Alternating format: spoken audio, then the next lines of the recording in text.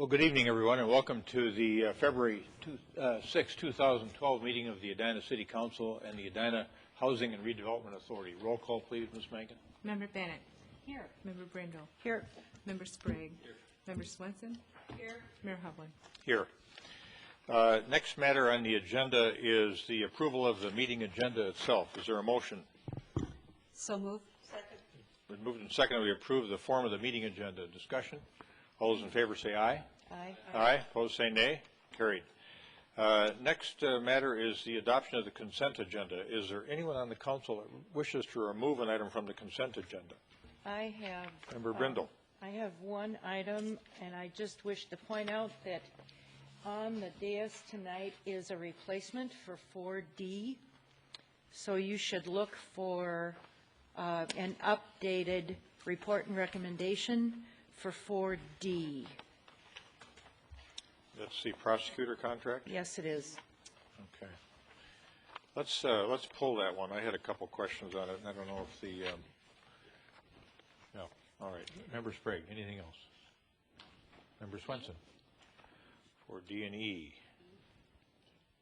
Okay. Anything else? With the exclusion of 4D and E, is there a motion to approve the balance of the consent agenda? So moved. So moved and seconded, we approve the consent agenda with the exclusion of 4D and E. Further discussion?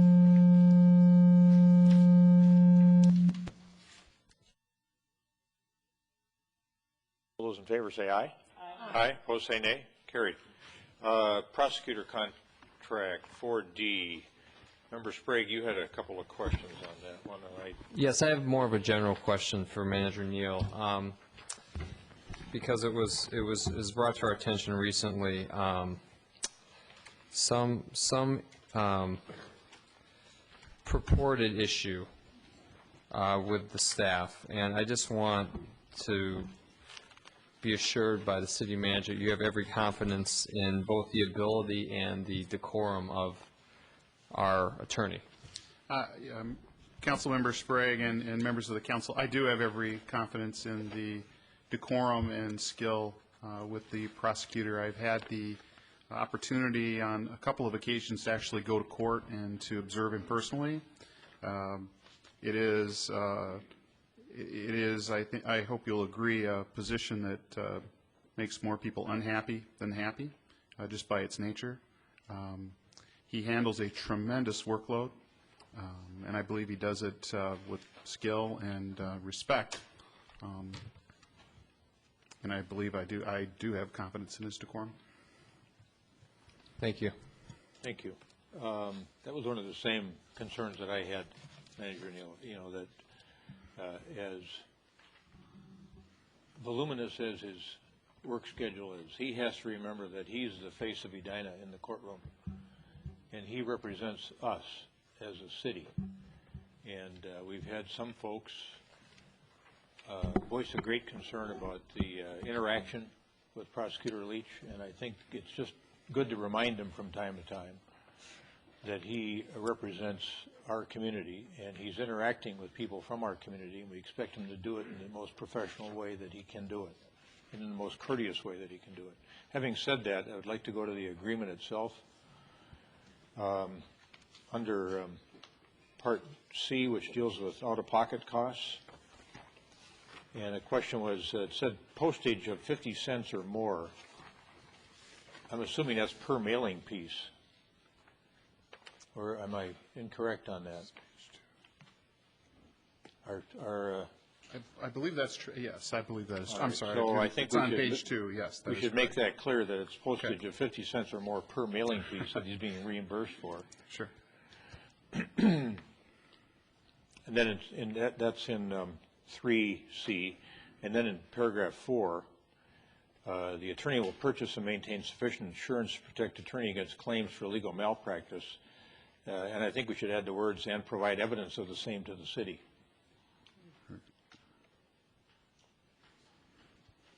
Those are the only two suggestions that I had. Thank you, Your Honor. I wanted to make sure the council understood, too, that I believe this is our first written agreement with our prosecutor's office. It's something both the chief and I thought was important. I think this has been handled by letter agreement in the past. We'd like to handle it a little more formally in the future. With those changes having been made, is there a motion on 4D? Moved and seconded that we approve 4D, which is the prosecutor contract for the period 2012 through 2015 with the changes noted. Any further discussion? All those in favor say aye. Aye. Opposed say nay. Carried. And then 4E, Member Swenson. Dr. Teague, I have a question on, there's not a page number, but under information and background, you said the drainage and utility easement adjacent to Mirror Lake would remain. So it won't go along the lot division anymore. It will remain in someone's backyard. Is that correct? That is correct.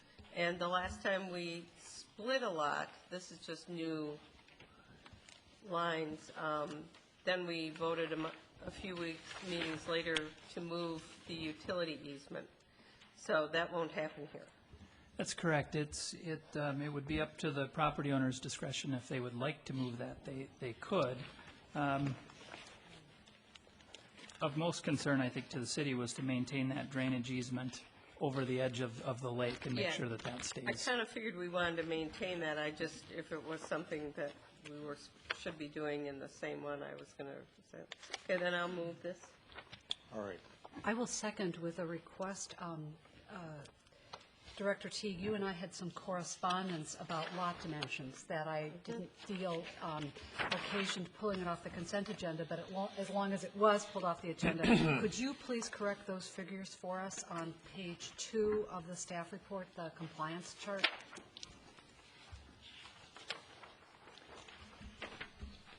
Certainly. It is in regard to the lot width of 5239, both existing and proposed. It states that the lot width is 181 feet.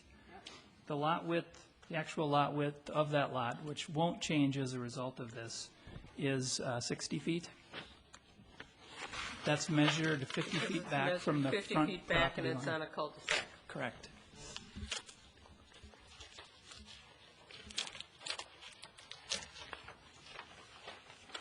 So Director Teague, even though they're conveying 36 feet of the property to the south, it won't change the lot width?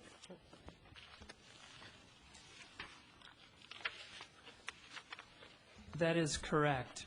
The lot width for that property is measured at a point 50 feet back from the front lot line, so that would be the line along Highwood Drive.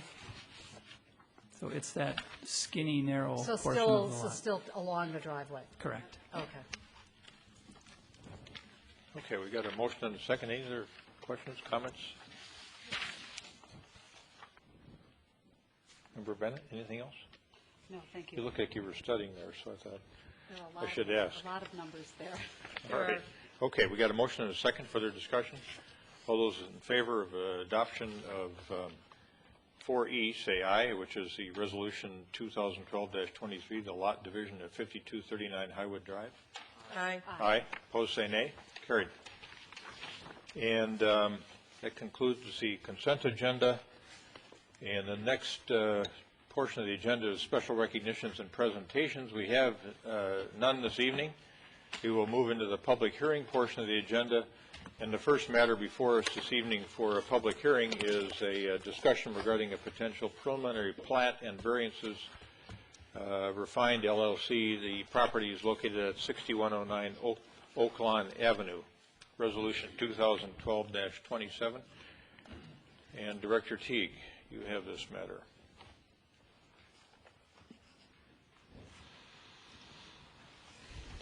Thank you, Mayor, members of the commission, or of the council. This property is located in the northeast quadrant of Edina. It's located just south of Pamela Park. So look at the existing site today, 6109 Oak Lawn. There is an existing single-family home and detached garage located on the property. So look at the existing home with mature oak trees in the front. Another view of the property. The applicant is proposing to tear the home and garage down, subdivide the property into two 50-foot lots. It's an existing 100-foot wide lot today. and construct 2 new single-family homes that would line up essentially with the front setback to match the existing homes on the street, which would be roughly around the 35 feet. Essentially, the request is to turn the property back into 2 50-foot lots as the site was originally platted. The request requires a subdivision. Again, this is a preliminary plat. Lot width variances from 75 feet to 50 feet for each lot. Back in 1951, the city amended its ordinances to require a 75-foot wide lot for any new property and 9,000 square feet for a minimum lot size. This site was originally platted prior to those standards. Also, lot area variances are requested from 9,000 square feet to just a hair under 6,700 square feet for each lot. The median in this neighborhood is 6,701 square feet, so the 2 proposed lots are just a hair under the median. 50 feet wide is the median lot size in this neighborhood. The primary issue that was considered by the Planning Commission and staff are the variances, the findings for a variance met in this instance. On January 11th, the Planning Commission considered this item and is recommending approval of this, recommended approval of this project with the variances on a 6-3 vote. And going through the findings for a variance, the first is, will the proposal relieve practical difficulties that prevent a reasonable use from complying with the ordinance requirements? Both staff, again, and the Planning Commission found that the practical difficulty in this case is the size of the lot, which is actually 2 times larger than all the lots on Oakland on this block, with the exception of the commercial property at the south end of the block. The request is reasonable in the context of the neighborhood, and the subdivision would result in 2 lots that are more in character with the neighborhood. Within the last 2 to 3 years, the City Council has approved similar subdivisions. You may recall first in 2009, the property located right here on Oakland, just a couple blocks to the north, was an existing 100-foot lot, and variances were received to split that property into 2 50-foot lots. And 2 new homes have since been built on that property. Last summer, this site on Brookview was proposed and approved a subdivision to turn that 100-foot wide lot into 2 50-foot lots. New homes have not yet been built, but they are in the planning stages. So again, here's the subject property. So to deny this application would deny a subdivision that's recently been approved by the city. The second criteria, are there circumstances that are unique to the property and not common to every similar zone property and that are not self-created? The condition of the oversized lot is unique to this neighborhood. Again, most of the lots are 50-foot wide. Again, another look at the underlying plat. And lastly, will the variance alter the essential character of the neighborhood?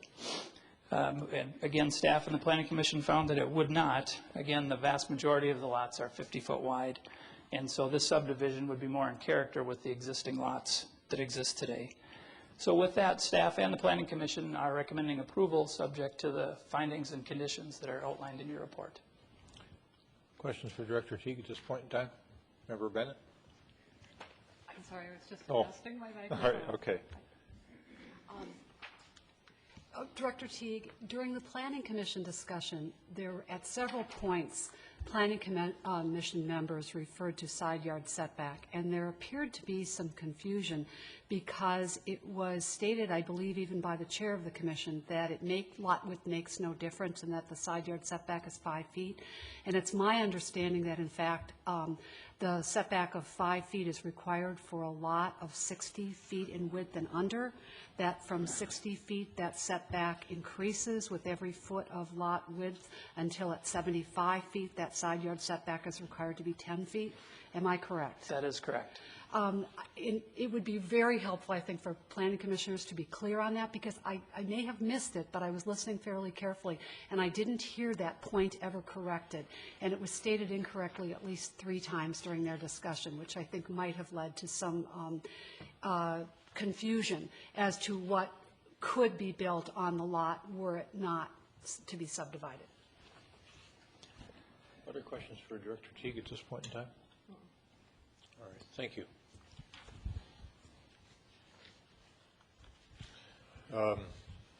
Refined, is there a representative from Refined here?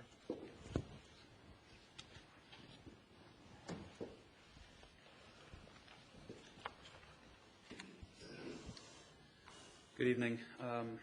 My name is Andy Porter. I'm here on behalf of the property owner, John Bolander, who's also here with us tonight, and my company, Refined. I currently live at 6125 Westridge Boulevard. Mr. Porter will give you 10 minutes to make your presentation. Thank you. We are very pleased to have received city staff support on this proposal. Kerry and his staff has done a great job as usual. At the Planning Commission meeting on January 11th, we had a very lively debate on the merits of this proposal and came to a logical conclusion, with the Commission overwhelmingly supporting this variance and subdivision. I'm hopeful this Council will agree with City staff and Planning Commission's recommendation. I want to speak to just a couple of things relatively quickly, just to clarify. First, there's been some discussion as to what size and style the homes will be that are eventually built on these two lots. We currently have no plans to build a spec home here on either of these two lots. Our preference and plan is to market the opportunity to build new homes on the lots to individuals and families. The question is, will our clients be empty nesters looking for a single-level, highly energy-efficient home located near the park and near the Galleria and the great shopping? Will these clients be smaller families looking for cozy spaces usually experienced in a 1.5-story home?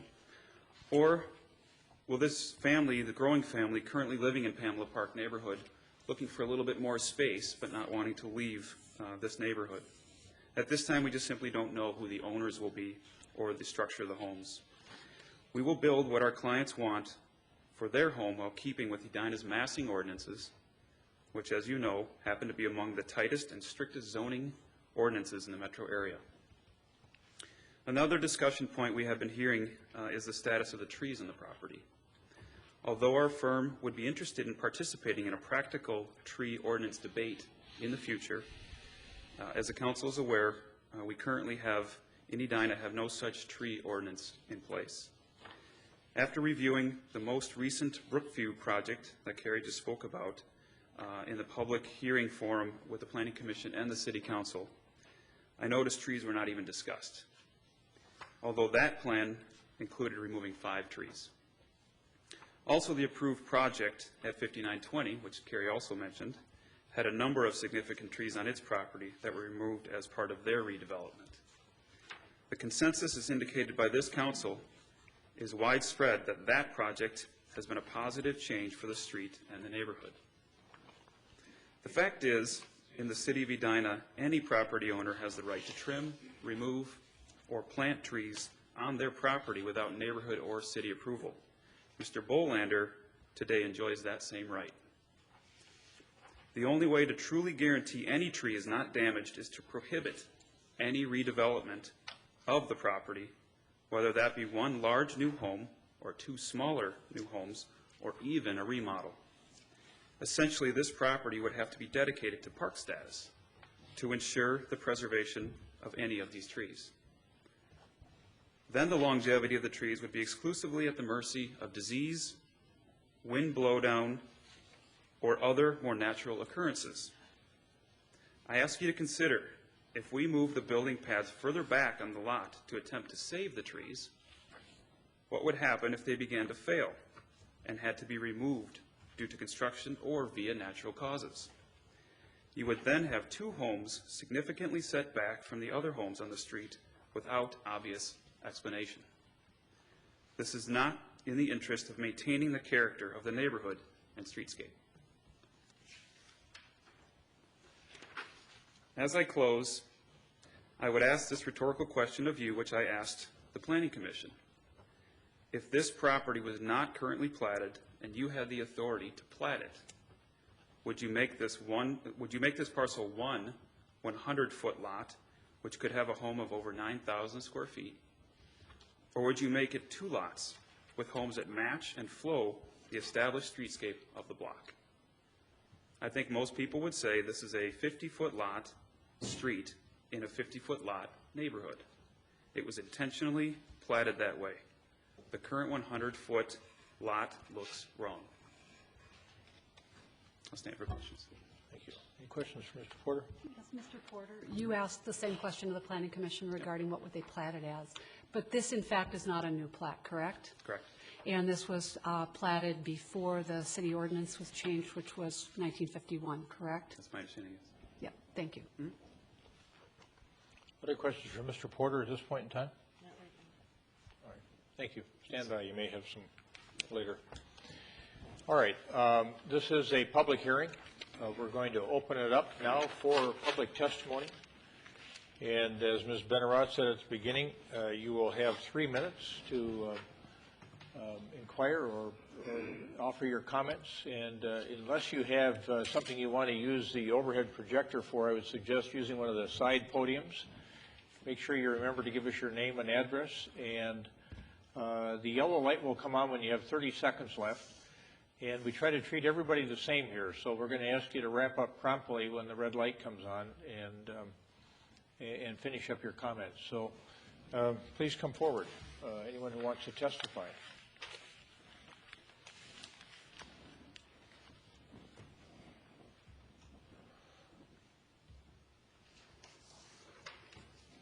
Good evening. It's Janie Weston, 6136 Brookview Avenue. Thank you, Joni, for putting that correction out there. I was trying to educate our Planning Commission on their erroneous information or understanding of what city ordinance side setback is. I'm curious, did everybody here get a chance to read all the documentation in the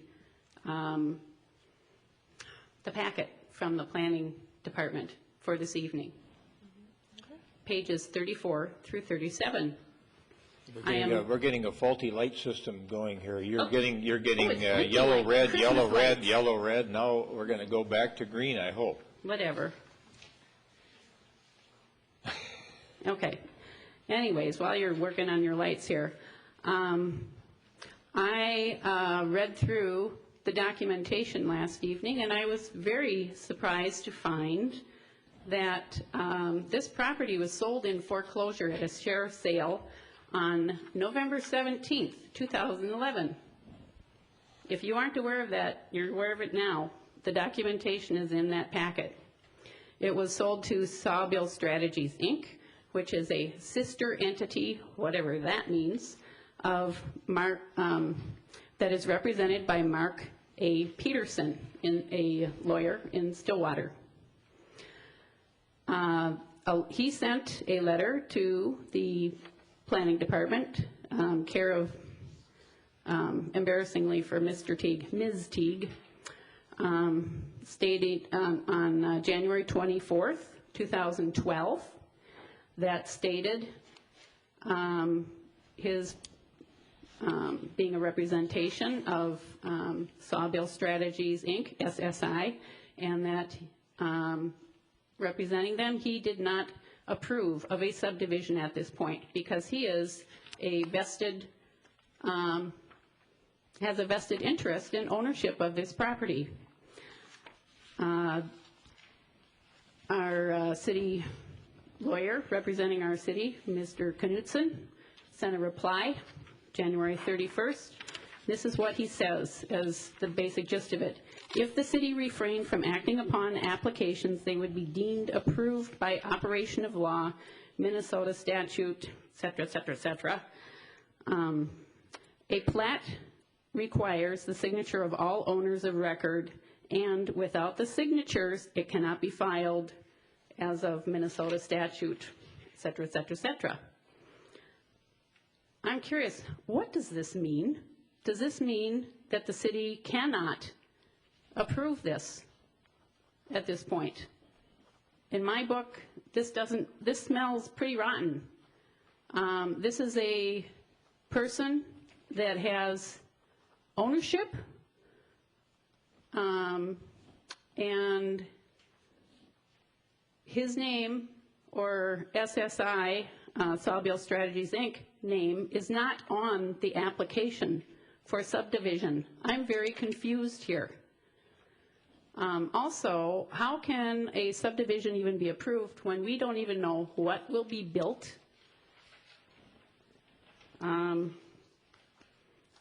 Also, I'm extremely disappointed in the Planning Commission that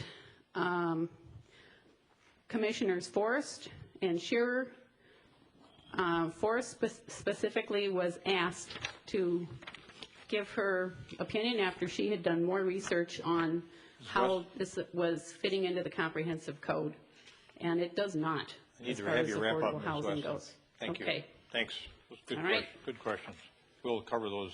I'd really like some answers on this stuff. Thank you. Sounds fishy.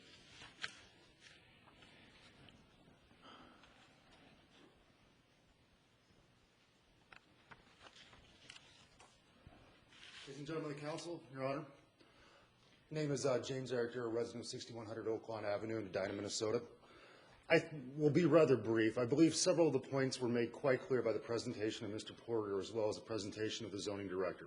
The first point, as Mr. Porter clearly acknowledged, they are not going to reveal any information to us as to what they are going to be building upon that property. They're leaving themselves unfettered access to build a home that could be in no way consistent with what we already have in the neighborhood. For them to claim that that 50-foot requirement, which was changed, as Ms. Bennett pointed out, 60 years ago, allows that to be consistent with what's already in the neighborhood, is a complete red herring in our present situation.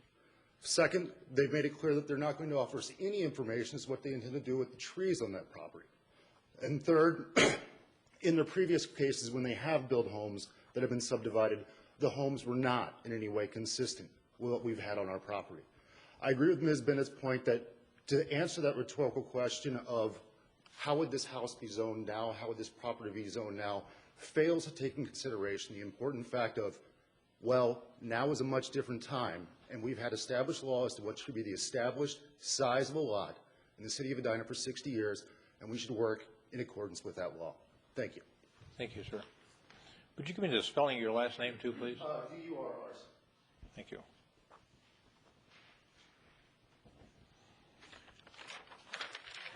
Anyone else would come forward? Yes, sir. I'm going to throw everybody off and go to the left. All right.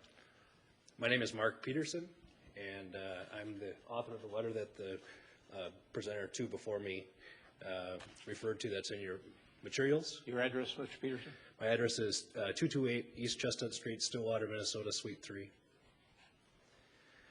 I came to learn of this subdivision proposal a week or two ago when I drove by the property that I purchased at foreclosure on November 17th to see Refined LLC's sign on the property.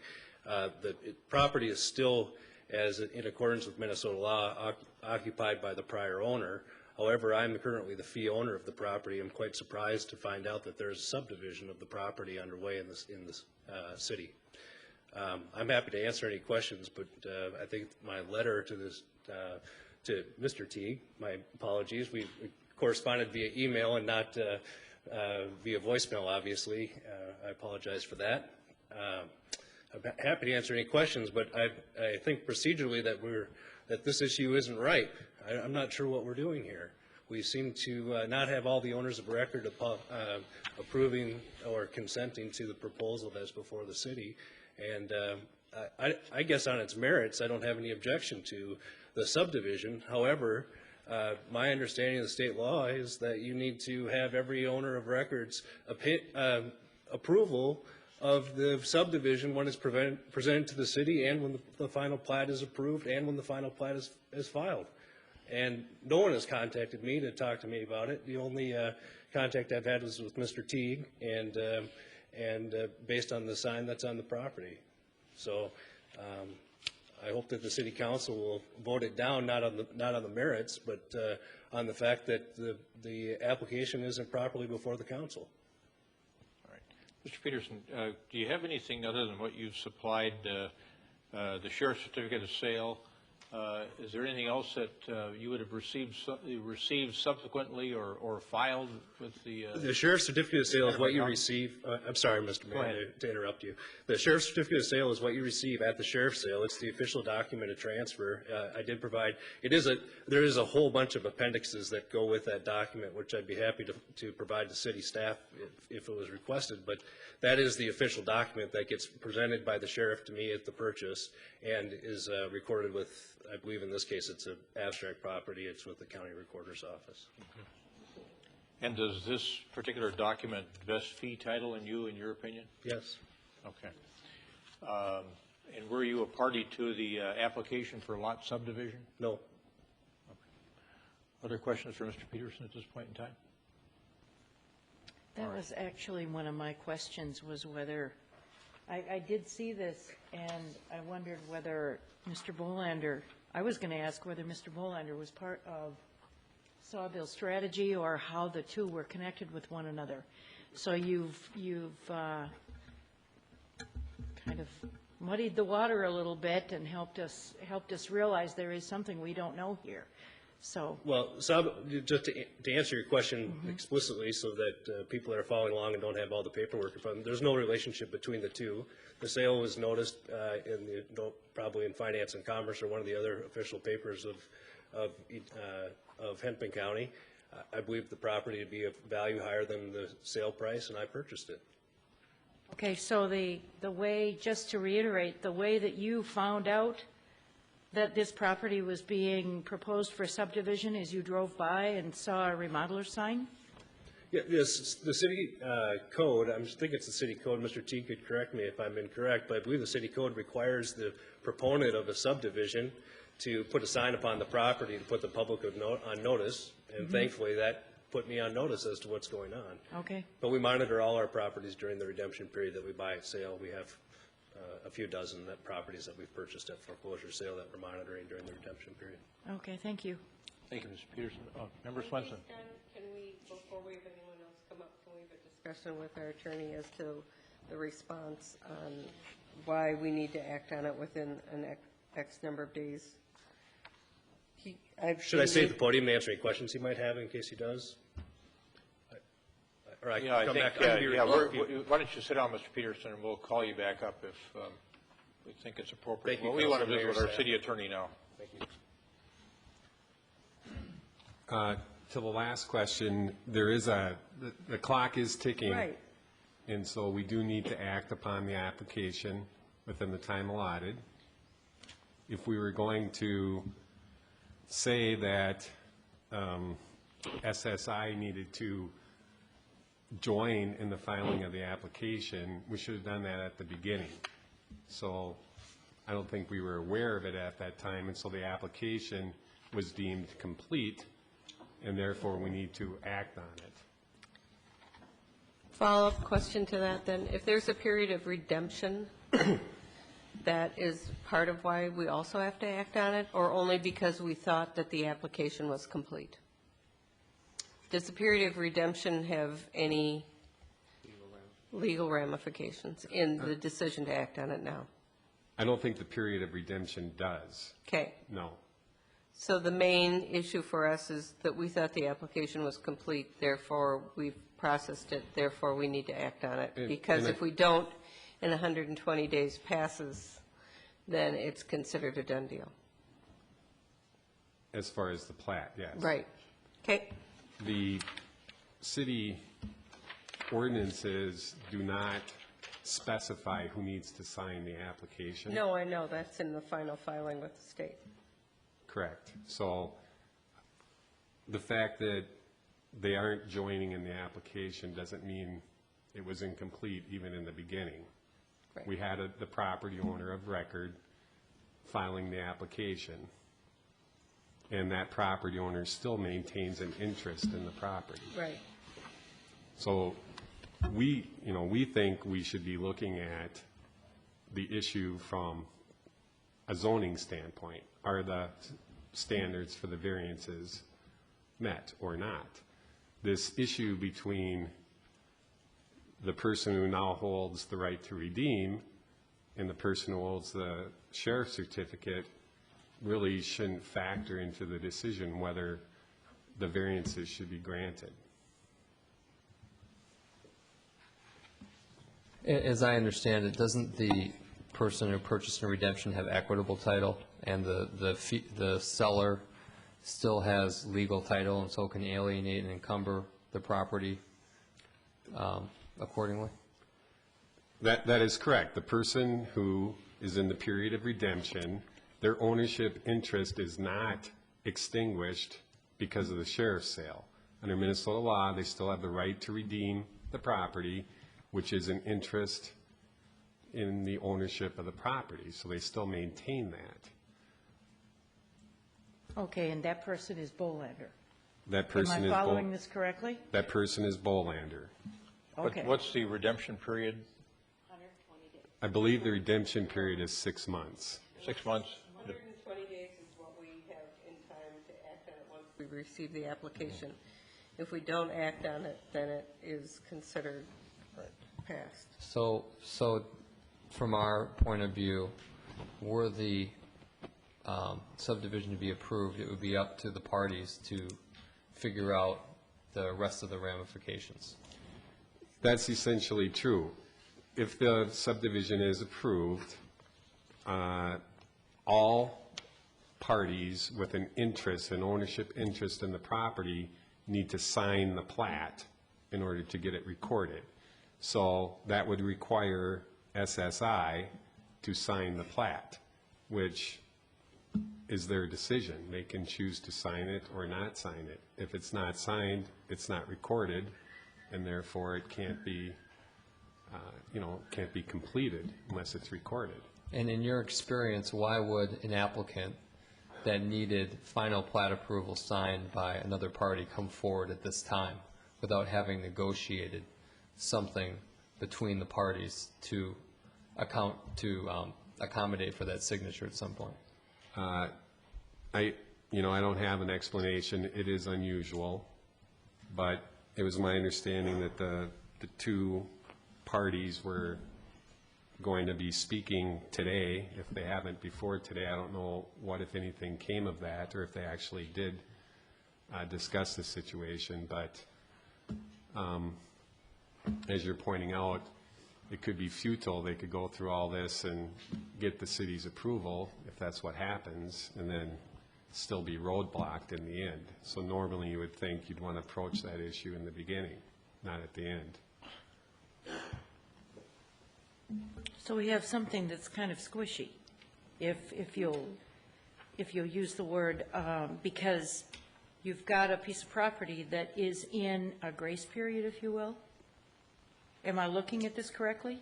I would say at this point, the fact that it's been redeemed is irrelevant to our zoning decision. We either will agree to subdivide the plat based on our ordinance, or we will agree not to. And what they do with that right afterwards will be between the parties.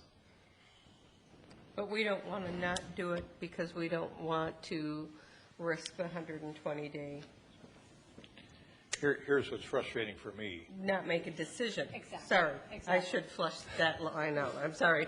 You looked at me so, I thought, I see what you meant. Yes. In other words, we have to act timely upon it. Yes. Regardless of the ownership interest that Agreed. may be worked out hereafter. Right. Here's what's frustrating for me is that there may never be anything worked out without a lawsuit. And we've spent a lot of time through our planning commission and our application process on something that may come to nothing from a practical standpoint. Yeah, we may have acted, let's say hypothetically favorably in terms of subdividing this property, but it may never come to practical fruition because these two parties can't agree on anything. So it seems to me another possible solution is that it be withdrawn to eliminate the 120-day rule problem and not cause folks in our community to have to go through a public hearing here tonight or finish going through a public hearing, not to have this council to engage in more work and have this great unknown out there as to whether or not these two putative property owners are ever going to be able to resolve their problems between them. So what do you know, Well, let's, Can we ask that of the proponent? yeah, let's ask Mr. Porter to come back up here and indicate to us whether Mr. Bolander be prepared to withdraw his application for subdivision. I'm not an attorney. I've spent a lot of time talking to attorneys since I heard of this, which is a week This ago. isn't a legal question. This is just a straight-out practical question. Will Mr. Bolander be willing to withdraw his application for subdivision? I can't answer that without asking him. Is he here? He is here. All right, let's bring him up here. I'm also part of the application as well. Can I share my opinion on if I want to withdraw it? Is that Sure. Can I? My understanding of how this goes is that Mr. Bolander has a redemption period. The way we just heard about this, we don't need Mr. Peterson's signature to apply for the subdivision. We needed to record the subdivision. Before we record the subdivision, if approved by council, before we do that, we're going to close on the property, which allows Mr. Bolander to redeem with his lenders, and Mr. Peterson has nothing to say about it. That's what the whole redemption period is about, which doesn't expire, I believe, till May. So if council would like to rule on this with the condition that we close on the property before his redemption period is up, there's nothing to discuss as far as Mr. Peterson's interest goes. That's my understanding. Thank you. That's basically how I understand it, too. My father built the house. I lived in it all my life. It's time for me to move on. I believe that Refined is a good company. They're going to do what's right for the neighborhood, what's right for the property. And I just kind of feel I'm stuck in the middle of this right now. But I do feel that I do have the right to redeem the property. And Refined has done what they needed to do in the order that they've been doing as far as the meetings go with you guys to get approval for the subdivision. And this, in my understanding, is the final step of that. Once this is done, the close is going to take place at the end of the month, and then I can redeem the property.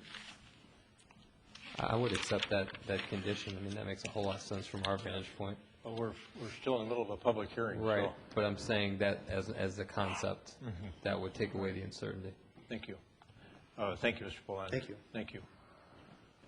Anyone else wish to testify without bringing former testifiers back up here yet? Or if at all? Anyone else?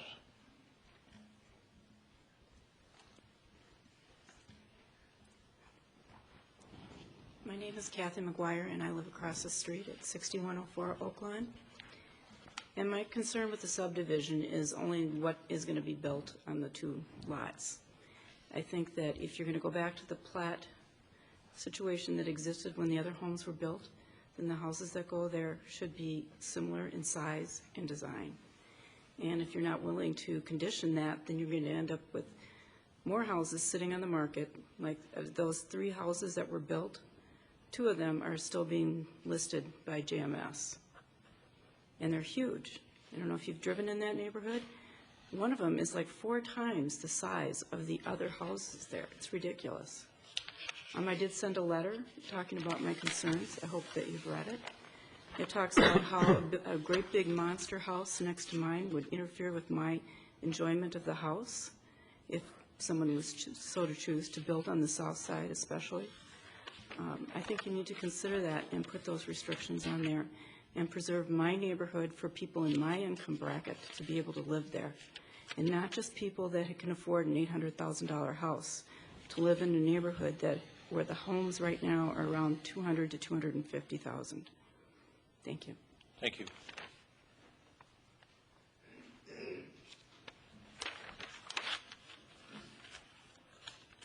My name is Mickey Turk. I live at 6141 Brookview Avenue, and I strongly object to the proposed subdivision of the said property.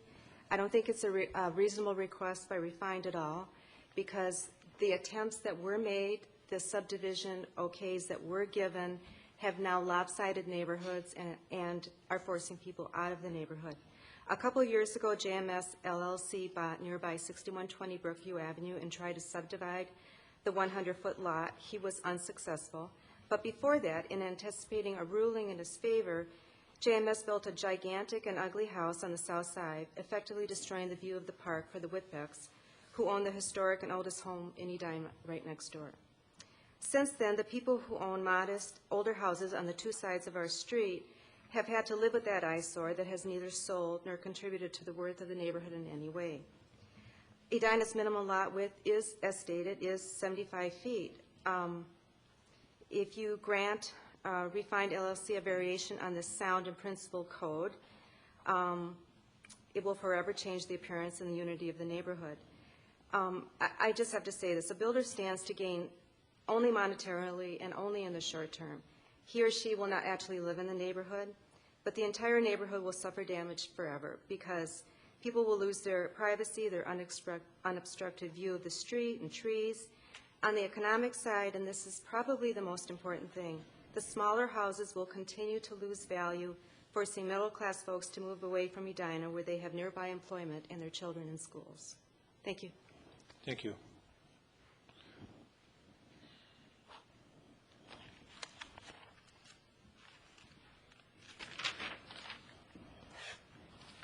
Good evening. My name is Dick Whitbeck, and I live at 6128 Brookview Avenue. I strongly oppose this subdivision. If this subdivision is approved, the net outcome is all too obvious. 2 monster houses, and nobody can deny that that can happen, that can't happen, I should say. This would have a profound negative impact on the quality of living for Dan Urhammer and the Landgrens. Mayor Hovland earlier this evening, speaking about someone, I'm sorry I didn't catch what it was, saying that he represents the face of our community.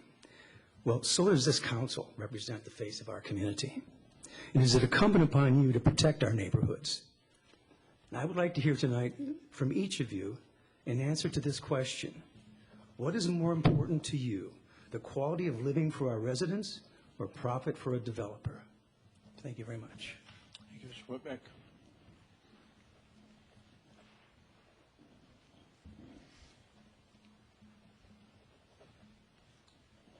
My name is Bill Lyman. I reside at 6104 Brookview. This property is up for subdivision is to the west of me, and the precedents we've seen, they're going to put in 2 big houses in there. It's going to be higher up than I am. My house and the house to the north of me, we both have clay soil, and we both have sump pumps. And I can imagine there's 2 houses draining east and west. It's all going to come down the hill on my property. And I'm going to have sunset in the summer at 4 o'clock with a 2.5. And they say they have no idea what size homes are going in there, but if we look at all the other subdivisions, there have been huge houses that's gone in. So I'm trying not to be repetitive or anything, so thank you.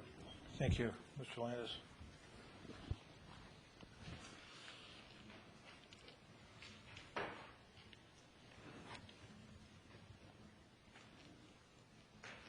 Hi, Jackie Whitbeck, 6128 Brookview Avenue.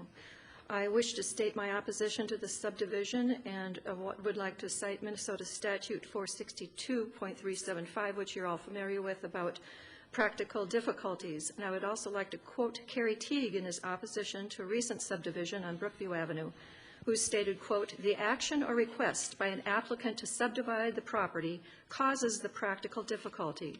The request to subdivide the lot causes the need for variances, and therefore the practical difficulties are self-created," end quote.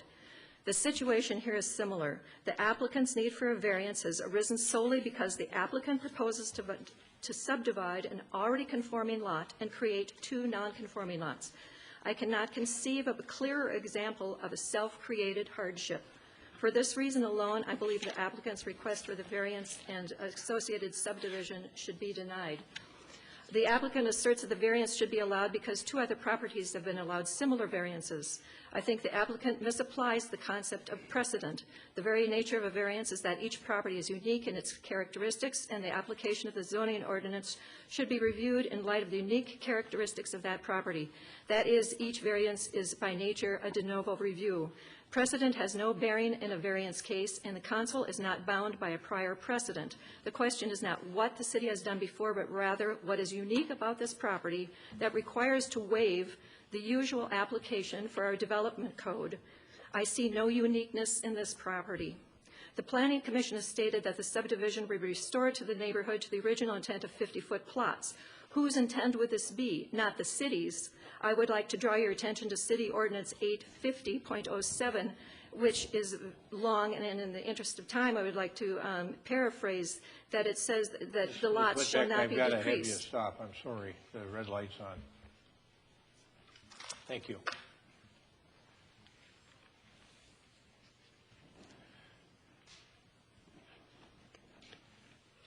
Anyone else?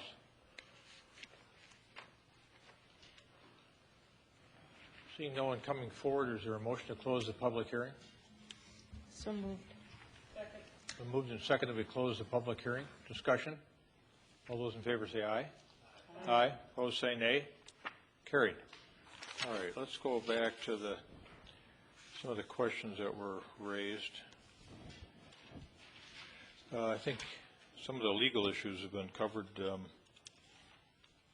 One of the questions was, what people had some common concerns about what kind of houses could be built on the property. And Director Teague, you may want to comment with regard to the code. I think you did in your presentation about that in the past this council has ratcheted down, if you will, the amount of house that can be built on a lot, both with respect to lot coverage and height. Would you want to comment on that, please? Certainly. The on 50-foot wide lots, the required side yard setback would be 5 feet. For every foot above 15 feet in height, another 6 inches, the house needs to be set back an additional 6 inches. We have a lot coverage requirement, and I'm going to need to look that up quick.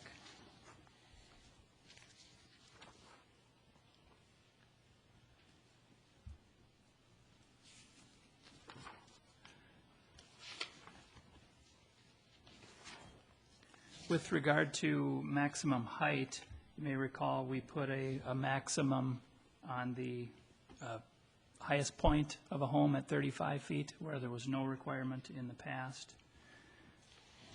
And bay windows are no longer exempt from the required setbacks. We had a lot of 2-story bay windows encroaching into the setback. Can no longer do that. And if I can find my lot coverage requirement. How about the front yard setback? That was a issue. Oh, the front yard setback is the average of the homes on either side. 34.9. Correct. As opposed to the average on the entire block was the previous requirement. And just so folks are clear, would you walk through that side yard setback requirement under our existing ordinance on lots?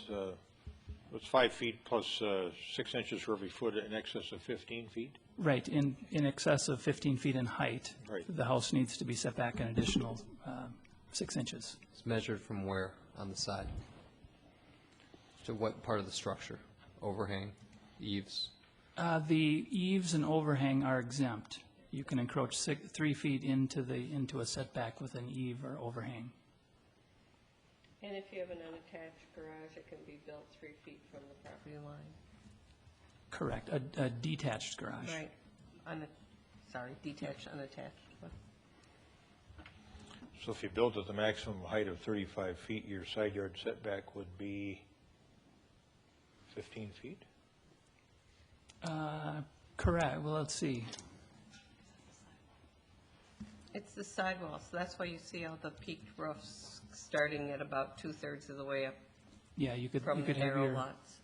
right, we oftentimes see the first floor setback at 5 feet, and then the second floor steps in to meet that additional setback requirement. We also have a height ordinance as to where the floor height of the main floor is, and that's based on the current height. So what happens when you have a current house on it, and Current grade. what determines then the grade, the first floor base for the new lot? Right, the height of a structure is measured from the existing grade and not the proposed grade, so you can't bring in fill to reduce the height, so it's measured from that original grade. But And that's if you're also, rebuilding an existing house. What happens if you subdivide? it would be taken, at least what we've done, is it would be taken from the existing grade on both lots. On this lot, it's essentially flat. So we would measure the required height of those new structures from what the existing grade is today. And then what about, I think it was Mr. Landon's concerns about the drainage and light. He thought that this lot was higher than his lot, and he was worried about drainage into his property, even if houses were built at the existing grade that the singular house is at now that's on the lot. Yeah, the grading would be reviewed by our engineering department at the time of a building permit, and we would ensure that no additional runoff flows to the adjacent property in a rate greater than what exists today. Member Bennett. I have a follow-up on code-related questions. There was some reference to our zoning code being tightest, and actually I'm fairly familiar with Minneapolis's zoning code, which I know we have made separate individual changes, almost tweaks, some significant to our zoning code, but Minneapolis approached this with whole cloth and spent a year studying it. And Mr. Director T, correct me if I'm wrong, but it's my understanding that they have floor area ratio. I understand that there are some exceptions, for instance, for the Lowry Hill area, which is bigger homes on bigger lots. But it's my understanding that that floor area ratio restriction is 0.5, so that with a typical Minneapolis lot in our sister neighborhoods in southwest Minneapolis, most of those lots are 5,000 square feet. That would restrict the newly built home on those lots to 2,500 square feet. I believe that to be true. Yeah, Minneapolis does have the floor area. And then there are some other things that have been mentioned in testimony, and that is in terms of what people build today versus what they built in the 1940s and 1950s. We know that two-car garages are very prized. We know that a lot of people like attached garages, and we know that people like the garage to be side by side with the house, even on the narrower lots. I am aware of a couple of things that Minneapolis placed in its code to not penalize but encourage design elements that it preferred. And one of them is that a detached garage is not included in floor area ratio. And the second exclusion is that an unenclosed front porch does not count in floor area ratio, which maintains that sense of community with neighbors in the street. But we don't have those either encouragements or restrictions, am I correct? That's correct. We considered a floor area ratio requirement citywide, didn't go that direction. I found our building coverage requirement. On a lot this size, it would be 2,250 square feet would be the maximum building coverage. So in theory, you could have a 4,400 square foot home. On each of the lots. two 50-foot lots? Correct. Okay, thank you. Follow up on elevation. If I look at A9, it looks like the current first floor is at 898.6. The elevation underneath it looks like it runs at about 896, and the empty side yard right now is at 894. So there's a 2-foot difference between the pad the current house is on as far as general elevation and the empty lot next door. How would that be taken into account for the? The height would be measured from that existing grade, and the first floor elevation of each of the new homes couldn't exceed the existing first floor elevation of that existing home. Even though the lot is basically a foot or two lower? The empty side yard, could I restate that? The empty side yard right now is a foot or two lower?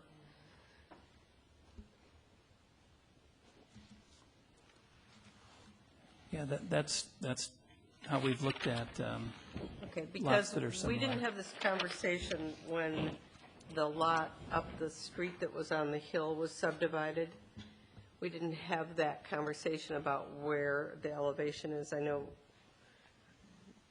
that particular subdivision I didn't support because of the slant in the lot. So my question, if that understanding was the house that was existing on that slanted lot was on the higher part of the lot. So are you then telling me that technically they could have built a house on the lower lot that started with a floor elevation at where the higher lot's floor elevation was?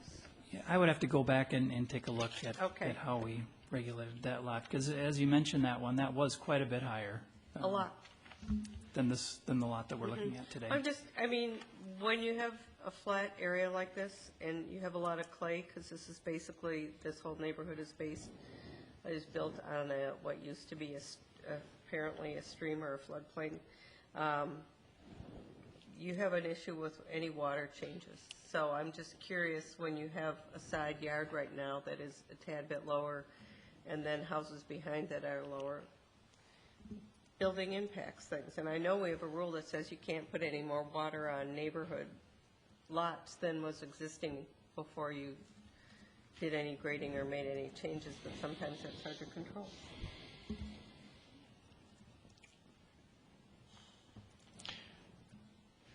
Let me ask our city attorney a question. You said we should be looking at this as a zoning issue.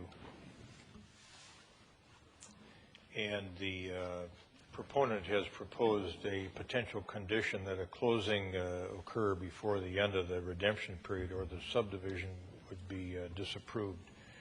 Once you've made a zoning decision, is that the kind of condition that you could attach to a decision like this or a potential decision like this? I think that's a good question. I would question, basically the enforceability of that. All right. So your advice would be that that condition would not be a viable condition? No.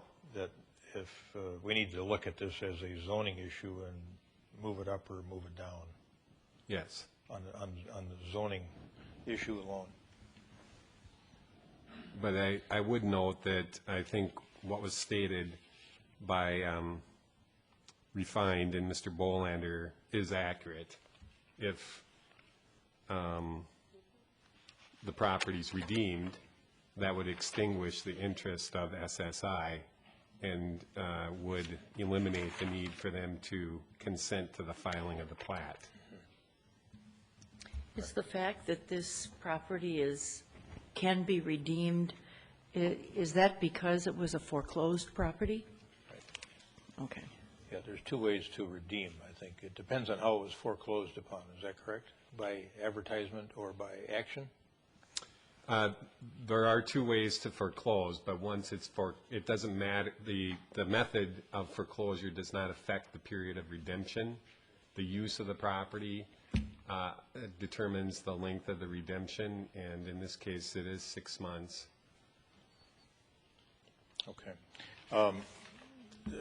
Everyone has, this isn't unique to this property. Any property owner in Minnesota, if your property is foreclosed, your mortgage is foreclosed, you have a right to redemption. That's all property owners, and it would vary depending on the classification of the property. Mr. Teague, Mr. Durr and Ms. McGuire were understandably concerned over what's going to be built there. Mr. Porter said he didn't know exactly what would be built. We talked about what the zoning code would allow, but in terms of looking at this from a design standpoint or an aesthetic standpoint, we do not have design review in this city. Is that correct? That's correct. What they have an obligation to do is to build something on a lot according to what the code allows them to build. That's correct. All right.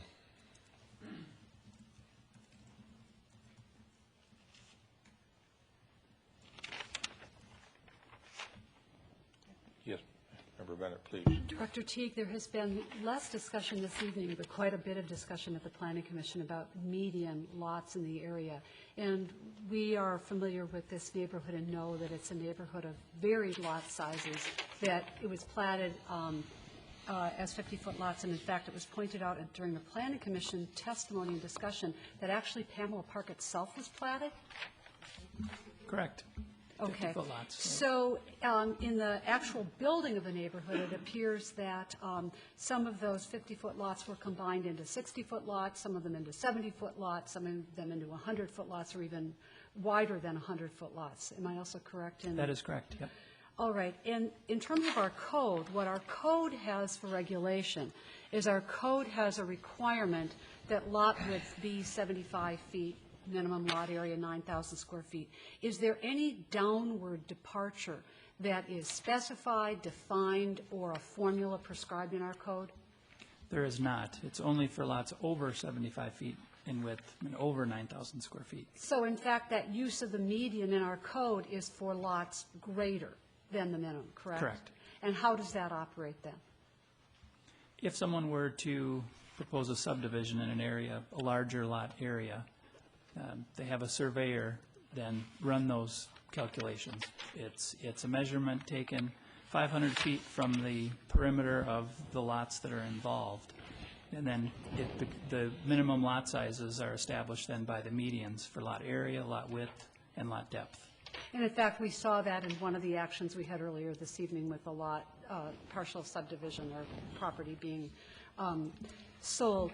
So I guess it would be fair then to say that in terms of the purpose and direction of our code, as it currently exists, the purpose and focus of the code seems to be the requirement of a minimum lot size and larger rather than a minimum lot size in any provision for smaller. Correct, yeah. Thank you. Yes, Member Sprague. Planner Teague, I want to revisit the Brookview subdivision for a second. Was that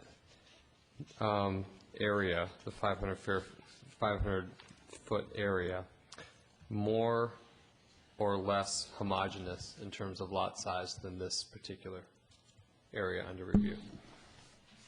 Yeah, I would say this block, the 6100 block of Oak Lawn, with the exception of the lot that we're looking at and the commercial property that's down on the southwest corner of Valley View and Oak Lawn, all of those lots are 50-foot wide.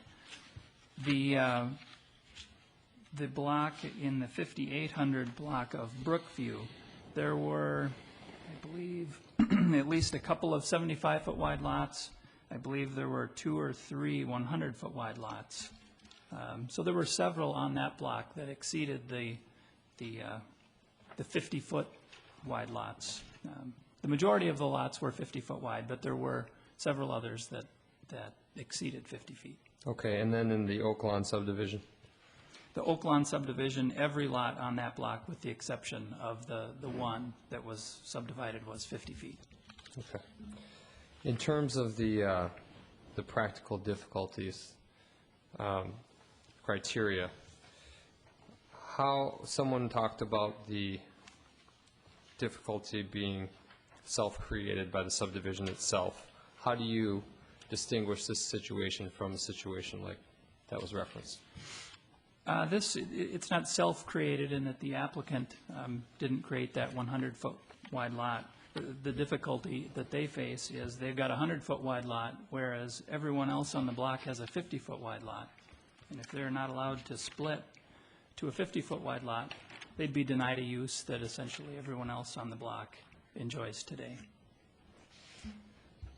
And in terms of the drainage issue mentioned, so are you concerned that if the property were to be subdivided, that we would create an additional drainage issue, notwithstanding the fact that we require it to be corrected? In your mind, in your opinion, given the relative elevations, is that something that could be in fact mitigated? I believe it could. I would ask Wayne, city engineer, to help me out, but typically, oftentimes we can make a situation better from an existing condition with creative runoff and drainage from the property. Is there ever a regrade that's required, or is it simply a matter of post-construction work? usually on a development like this is that you look at the grades, you look at the drainage, and you would see that you wouldn't be adding any or changing the direction of flow off of the property. A lot of cases, especially in this neighborhood where you have smaller lots, tough soils for infiltration, is that we would require them to take as much as they can out towards the front. And when we redid Pamela Park, the roadways out on Pamela Park area, we included drain tiles out by the curb, and we'd require them to connect into their downspouts, sump pumps, and if there's other low areas that we can get them to tie into those drain tiles, we would make that a requirement. I believe that is a requirement in the conditions of this also, is to take at least 50% of the drainage towards the street right now. And you could almost, I'm not sure if you could require them to pull more drainage towards the street, but at least that would take the majority of the water towards the street than what it's going towards the north right now. So 50% more than exists right now would go towards the street? 50% of the two lots would go towards the street. I'm not sure, I don't have the drainage calcs to say that it's 50% more on a typical event or not. Okay. But 50% of the area, per the conditions, are required to go towards the roadway. So it's your professional opinion that the drainage could be improved by, yes, through us having some control over the process? That's right. Yes. Okay. Thanks. Any questions? Yes, or comments? I have a follow-up question on practical difficulties, and that is, Director Teague, every other property owner on that block has the legal right to build a home on their lot, correct? Correct. How is this lot, as a 100-foot lot, any different than any one of those other lots, no matter what the front yard footage? It's a lot of record. It's a 100-foot wide lot as opposed to a 50-foot wide lot that every other lot on the block is a 50-foot wide lot as opposed to 100.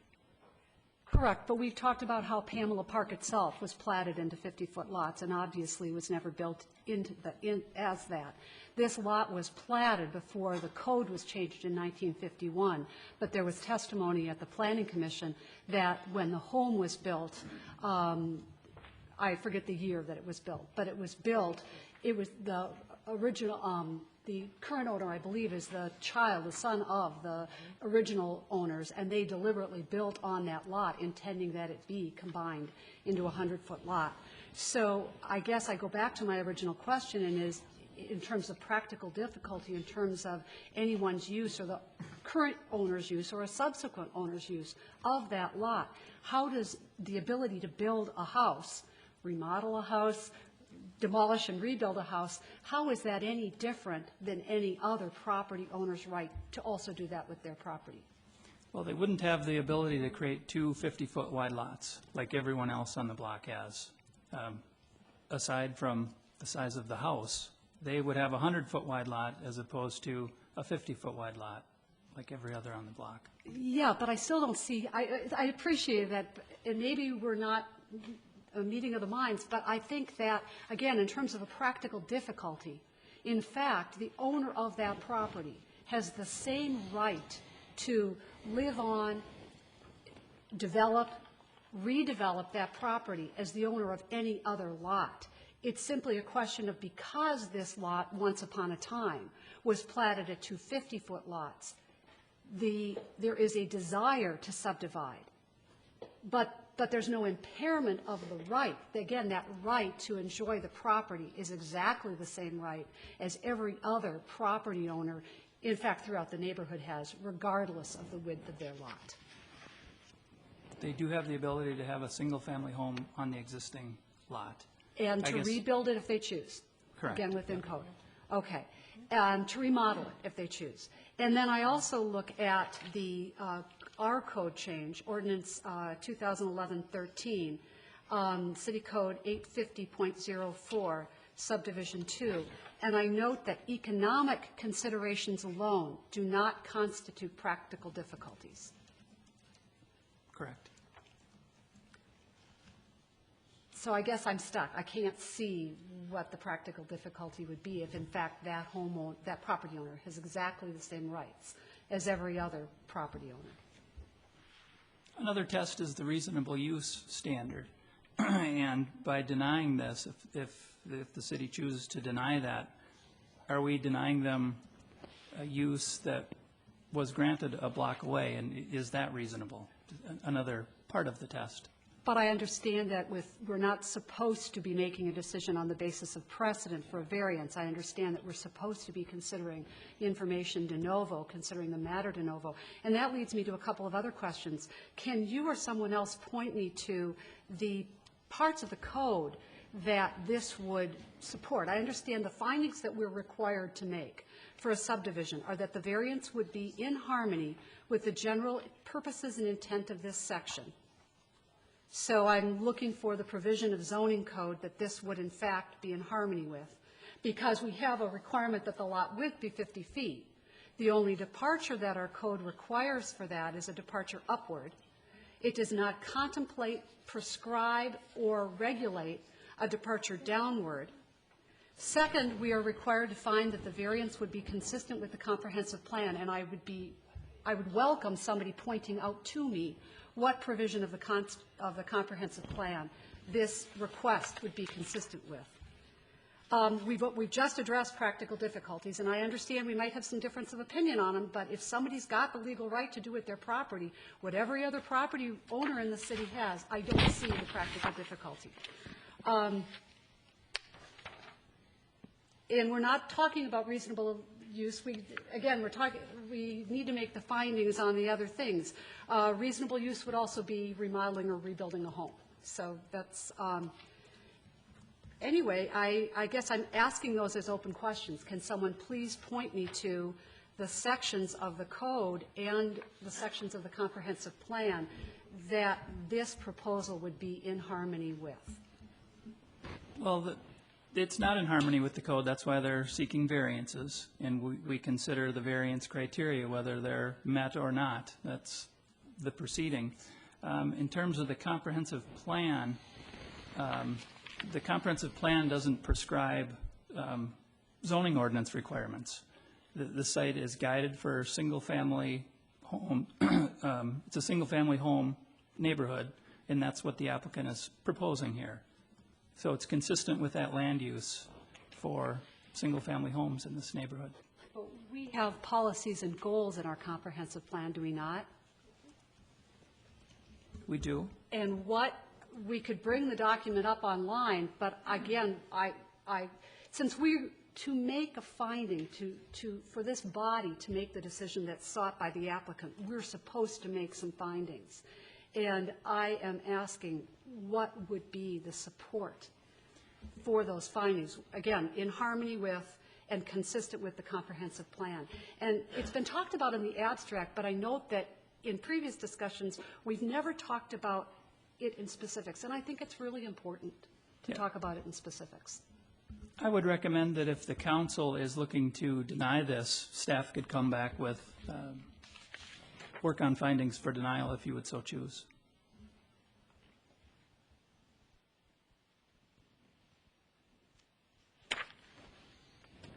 Member Brundle?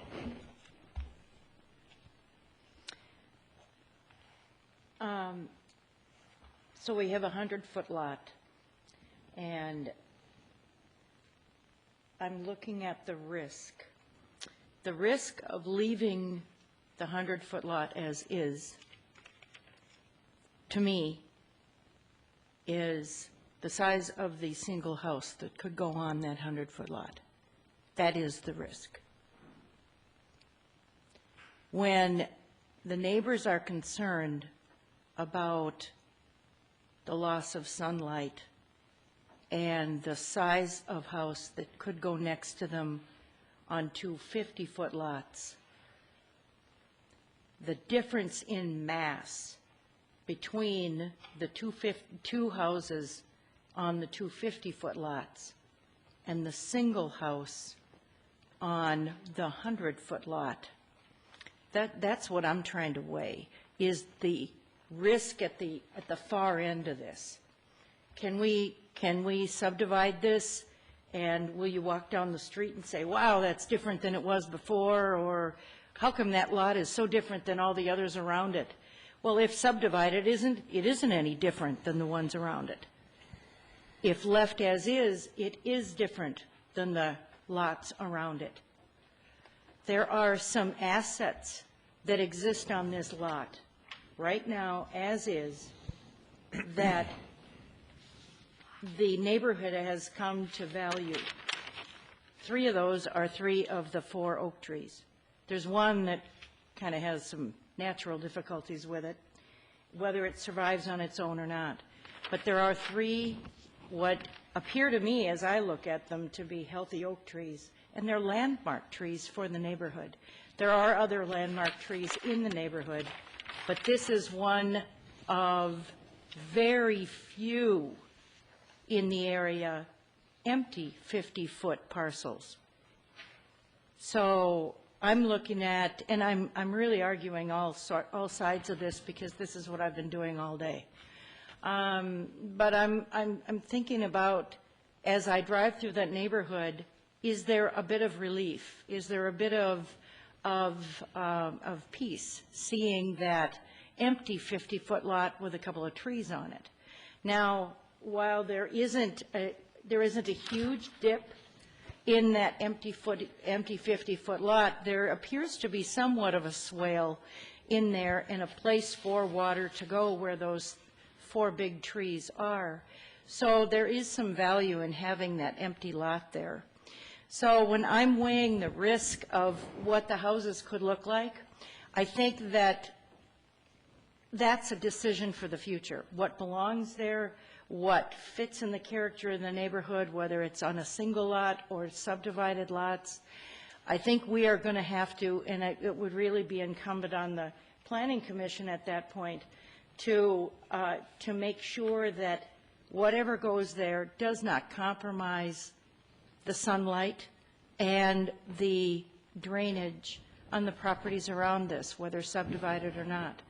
But I think the lot as is has greater value than it does as 2 subdivided lots, because I think that empty lot serves a huge purpose, if not aesthetically, then as a place for drainage to go.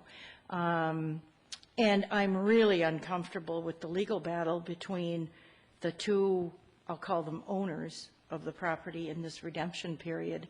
I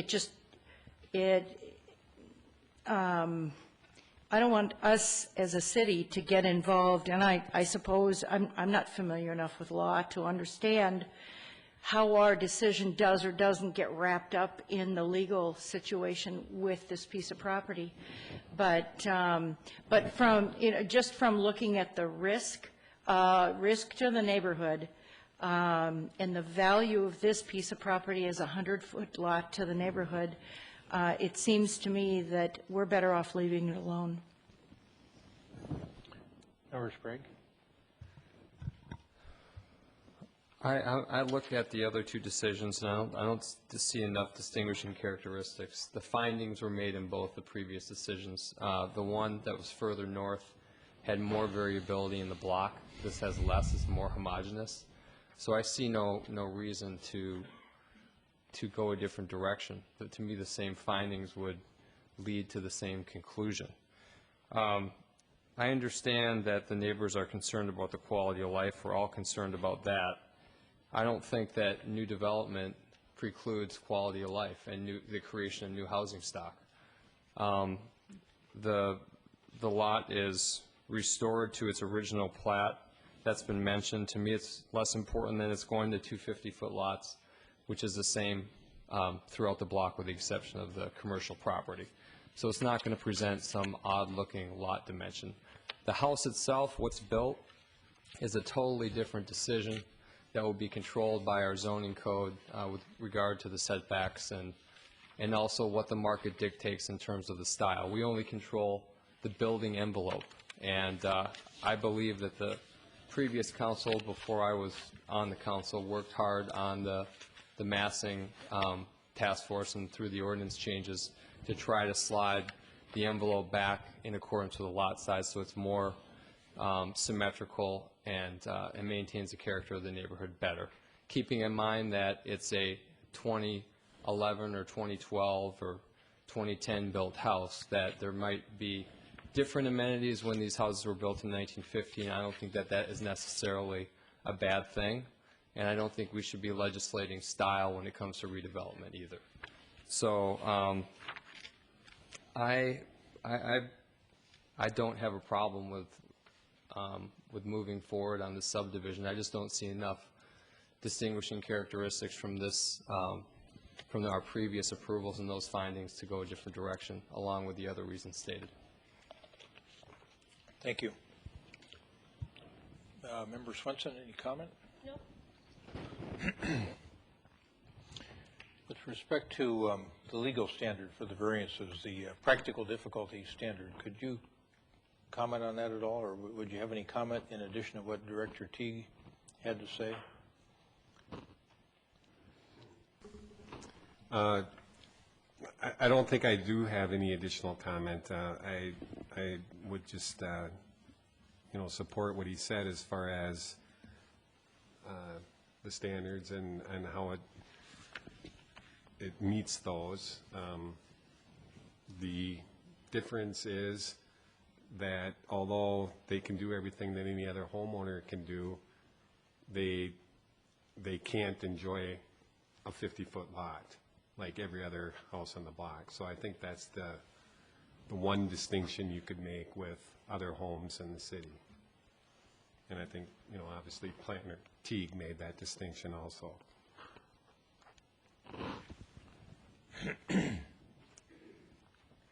Anything else? Member Brindle, and then I'll come back. Looking at a subdivision that was approved before I became a council member, which is on Brookview, and the request to subdivide that, I think it was a 100-foot lot, was denied. And when you look at where the house was built on that lot, it was built in a corner. It wasn't centered on the lot. It was built in a corner and compromised a tree on that lot. And one of my questions as I was becoming a council member is why? Why was that allowed? Is there any way, if this is granted tonight, to say, all right, if this is left as a 100-foot lot, the house cannot be any closer to one, or I can't, obviously I can't say the house has to be centered on the lot. But I don't want to see a situation like that happen again, where you've got a lot that's 100, let's say, and that lot on Brookview is quite deep, as I recall. And why that house was placed where it is, I have no idea. I mean, to me, it was, if there was any way to prevent that, I guess that's my question. Is there any way to prevent something like that happening again? That was the builder's choice. It was the builder's choice. I agree with that. We did not approve a subdivision. There's never been a subdivision of that lot approved by this council. Right. He may come back at some later time and try to get a subdivision approval, but he put the house in the corner next to the Whitbeck house based on what our existing code allowed, thinking that he could potentially come back at some future time and try to get the other So he did not request a subdivision of that lot? No. There was an ancient subdivision like we have here that had, I think, 2 50-foot lots, but it was replatted as a single property in the interim, and I think, he may think he has a legal argument to come back at some subsequent time. So, or the existing, I don't know if he still owns it or if the person who bought the house owns it. A previous buyer, developer, attempted a subdivision, and it did not come to a decision at the Planning Commission, so it's a technically difficult matter. So, from my standpoint, these are very, very difficult.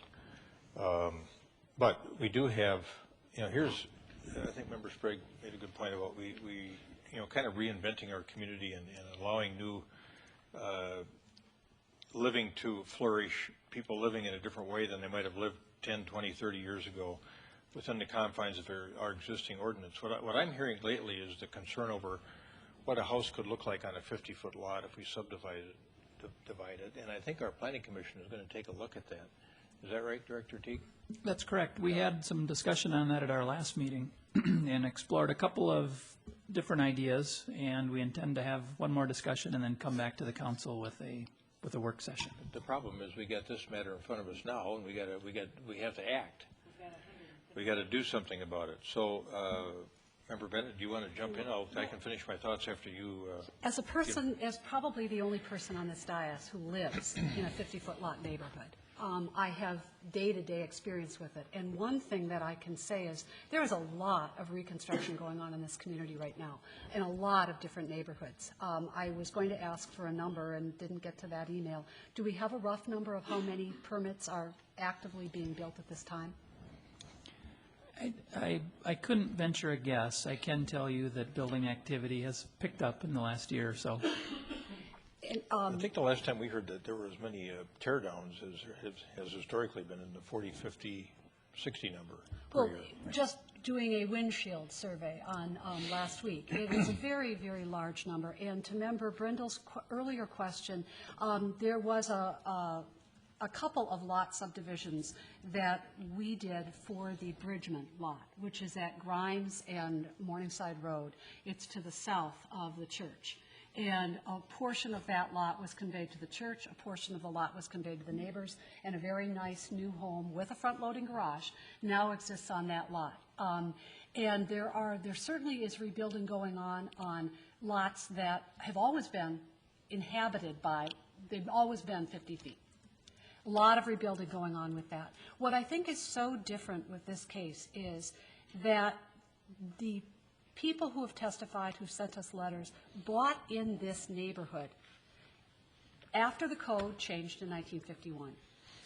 Some of them were actually told by their realtors, don't worry, because the code is now 75 feet. You're never going to see something different behind you. In my neighborhood, I do expect my neighbors to remodel. I may end up losing light. I know some of my neighbors have come to me, some people throughout the neighborhood, because with remodeling, there has been a loss of light and air. Mayor, you referenced in some earlier discussions how it looks from the street. It's also very much how it is from the side. And as on the narrow lots, the ability to develop is back, particularly in the deeper lots. So then the impact is on not only the light that people get in their windows, except possibly at the fronts or backs of their houses, but also the privacy that they experience in their own homes, the privacy that they experience or don't experience in their own backyards.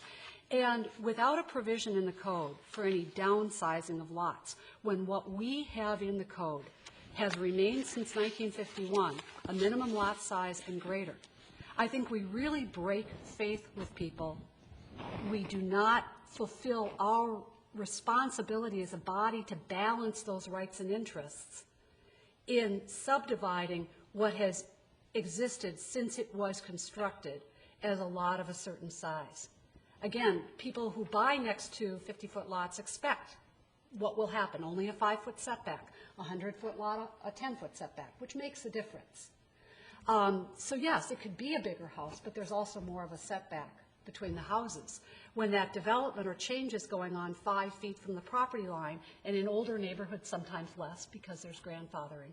And we did that with after the Krummenacher case. We put in a variance process. I think we crafted it nicely, but there's the ability for somebody even to put remodeling into a setback. So I think we should tread carefully. We're dealing with the code as it is, and I think the code, I heard this expressed at the Planning Commission, the code trumps plat. Whatever somebody's intention was in the 30s or 40s, that was trumped when the code was changed. The people who are before us now bought into the neighborhood on reliance on our zoning code, which we have not changed. And again, I don't hear a reason, a finding, that justifies a departure from our code or a variance, and so I cannot support this. Mm-hmm. All right. That's what I expected, which is understandable. I mean, all great arguments. How much house we can put on a 50-foot lot, I think, is a great question.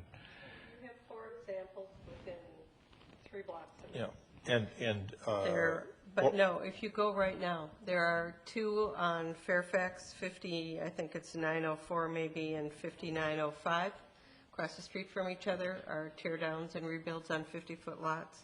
There are two a block earlier on St. John's that are tear downs and rebuilds. They're going on right now. I walk by them every day. So they're what is being built on 50-foot lots. Not one of them is a single-story house. They're both two-story in modifications. Sure. But And I think it's, frankly, I think it's a good thing. And the interesting thing is, one of the people that live behind one of those houses I work with, and she's thrilled because she thinks it gives value to her house, that this bigger house is being built in the neighborhood. I don't support this for a different reason. Not that I don't think that everyone on that street that lives on a 50-foot lot house couldn't tear their house down and rebuild a two-story house tomorrow if they wanted to. I think they probably all could. They probably all won't, but it might happen slowly to them, as it did with Halifax just south of Lund's and is happening in other neighborhoods now. My issue is that while this street might have all 50-foot lots, this block does not. And the houses behind it on that block, included in that piece of property, there are 3 very large lots. And that is the reason that I don't support it. All right, thank you. I don't think we need to have any further discussion.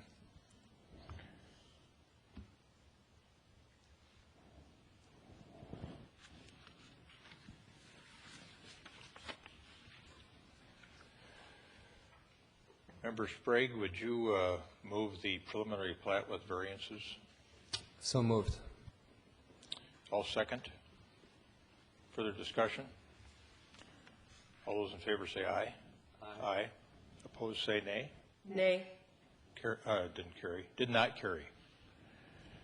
Preliminary plat approval with variances denied. Mr. Mayor, I might recommend that we bring the item back with findings for denial.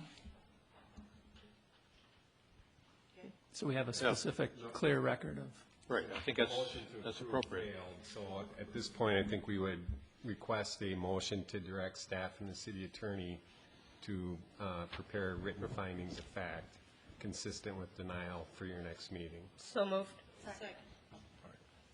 Further discussion? All those in favor say aye. Aye. Aye.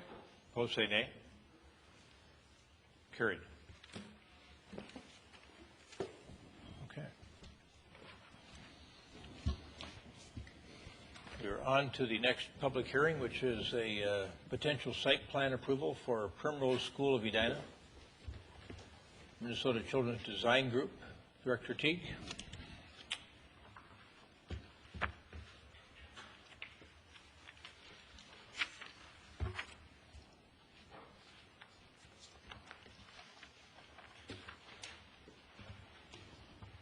Thank you, Mayor, members of the council.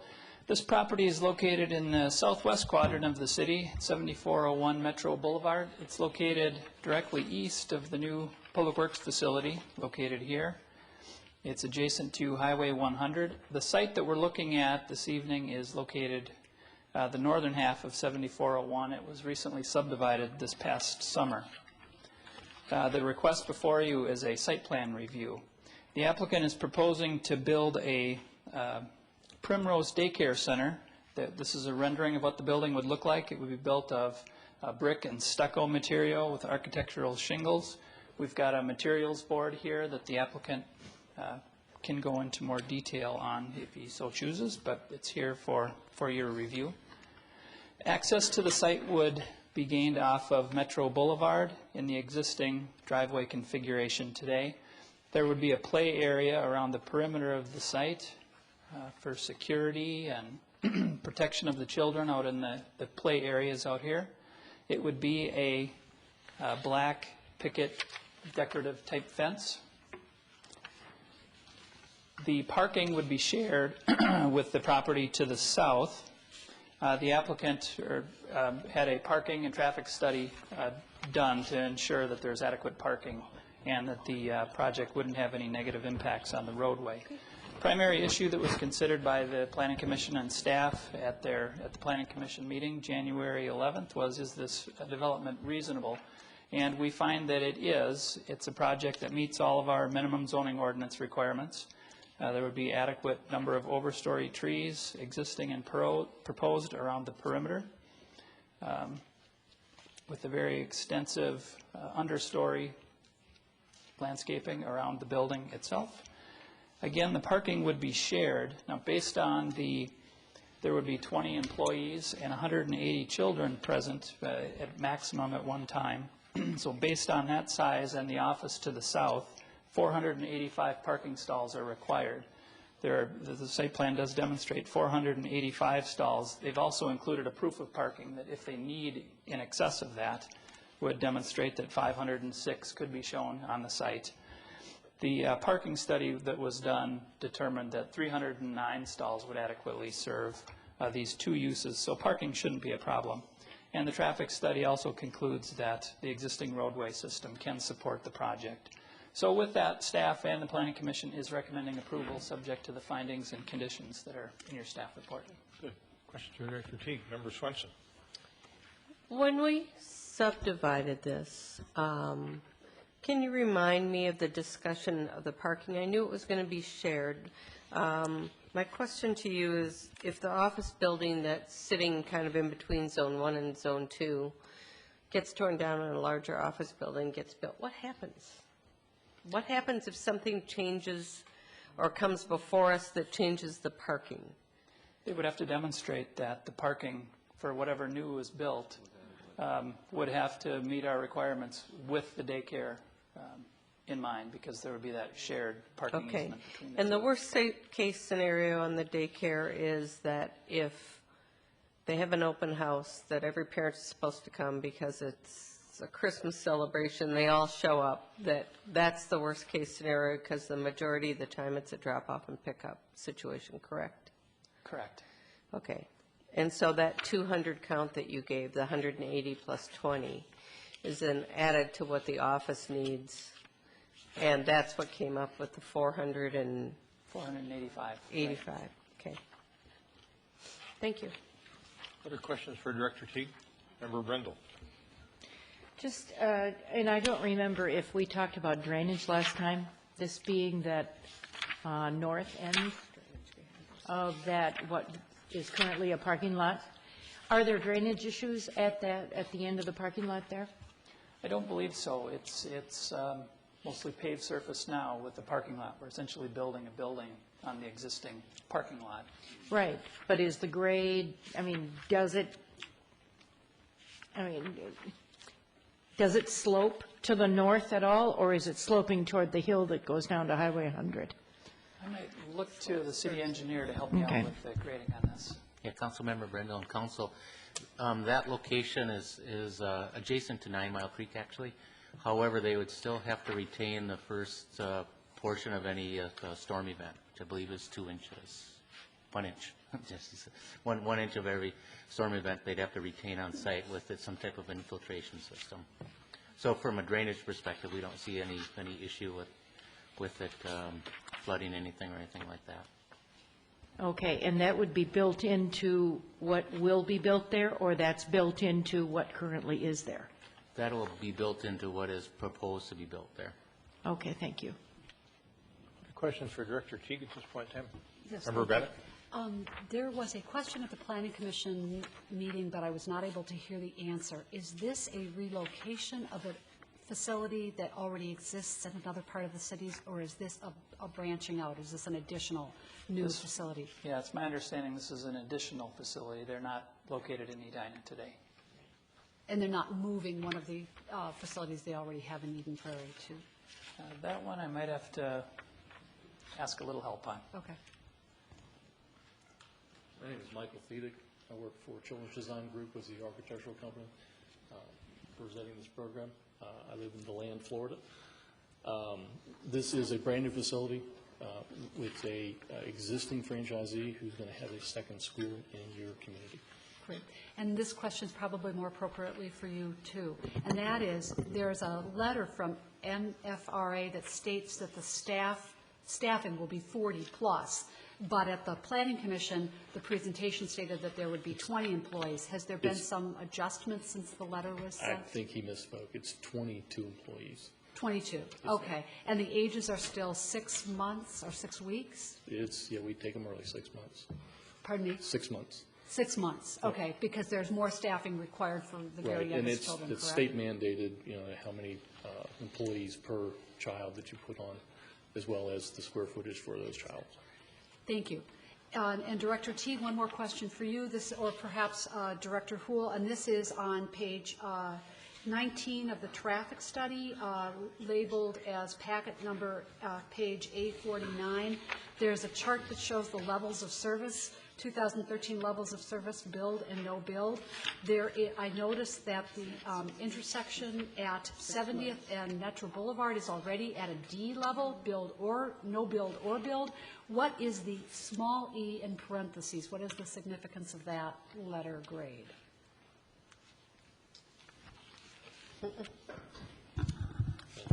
The letter, or the letter in parentheses is the worst level of service, the level of service for the worst operating movement. So what it means, it's not for the entire intersection, it's for either left turn or through movement. I'd have to do a little bit more studying of this to see which actual movement is the worst. Okay, and the scale only goes to F, correct? With A being best and F being worst? Right. Okay, so that, I guess, that would cause me some concern, although it looks like there's no difference between build and no build. But if we're sliding to E, that, and there is already, if I understand it's not relevant to this proceeding, but there is a child care center currently located right at that intersection of 70th and Metro Boulevard. Am I correct? That's correct, yes. All right. Thank you. Other questions? Member Sprague. Yes. Mr. Brandt, stand by here. Yeah, I'm just looking at the letter, MFRA dated November 28th. It says Primrose will be high-quality provider of child care and early childhood education for 181 children ages 6 weeks to 12 years. 6 weeks, I'm sorry. I keep forgetting. But 12 years, that's an after-school program. Okay. So they do more than, okay, so that would be the child care element, not the, okay, got it. And that's why the hours are extended to 6:30. That's correct. What are the peak drop-off and pickup hours? It starts at 6 o'clock in the morning. It ramps up about 7:30 to 8 o'clock is the peak, and then it comes back down at 9 a.m. And then it starts again at about 1 o'clock, peaks at about 3:30, and then by 6 o'clock, everybody's out and gone. And just to answer on the other, the open houses would be on the weekends or after hours, not during business hours.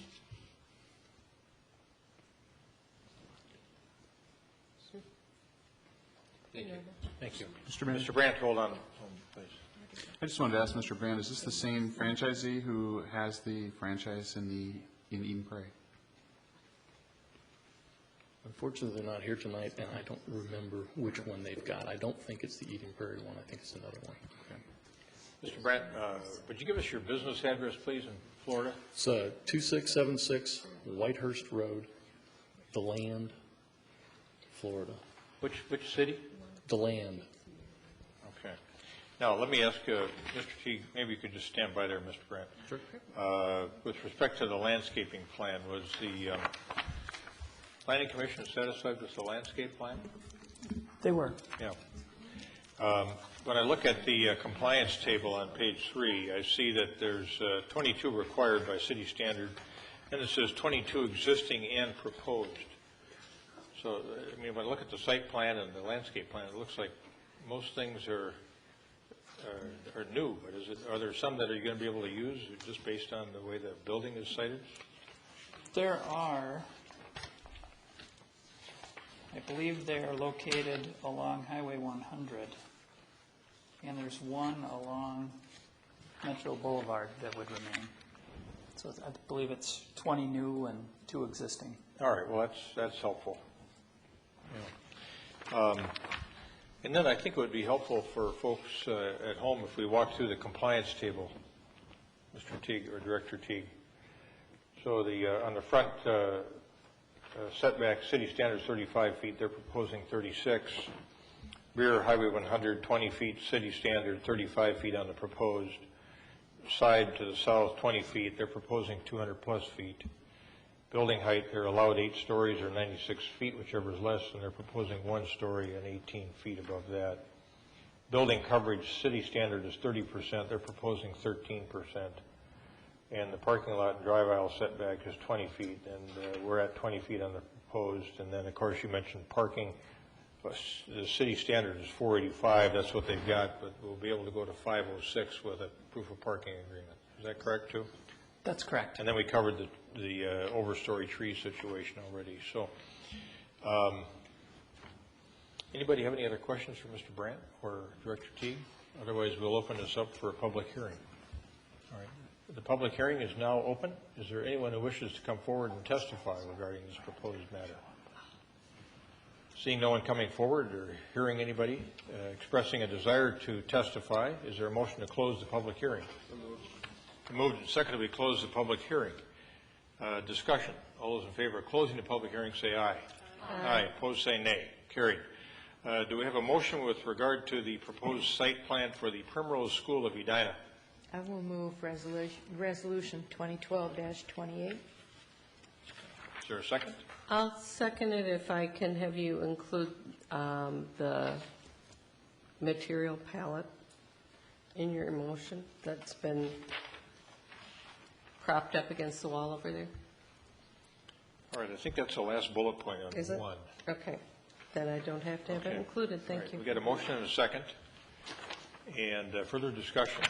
All those in favor of Resolution 2012-28, approving a site plan for 7401 Metro Boulevard, more specifically the site plan for the Primrose School of Edina, say aye.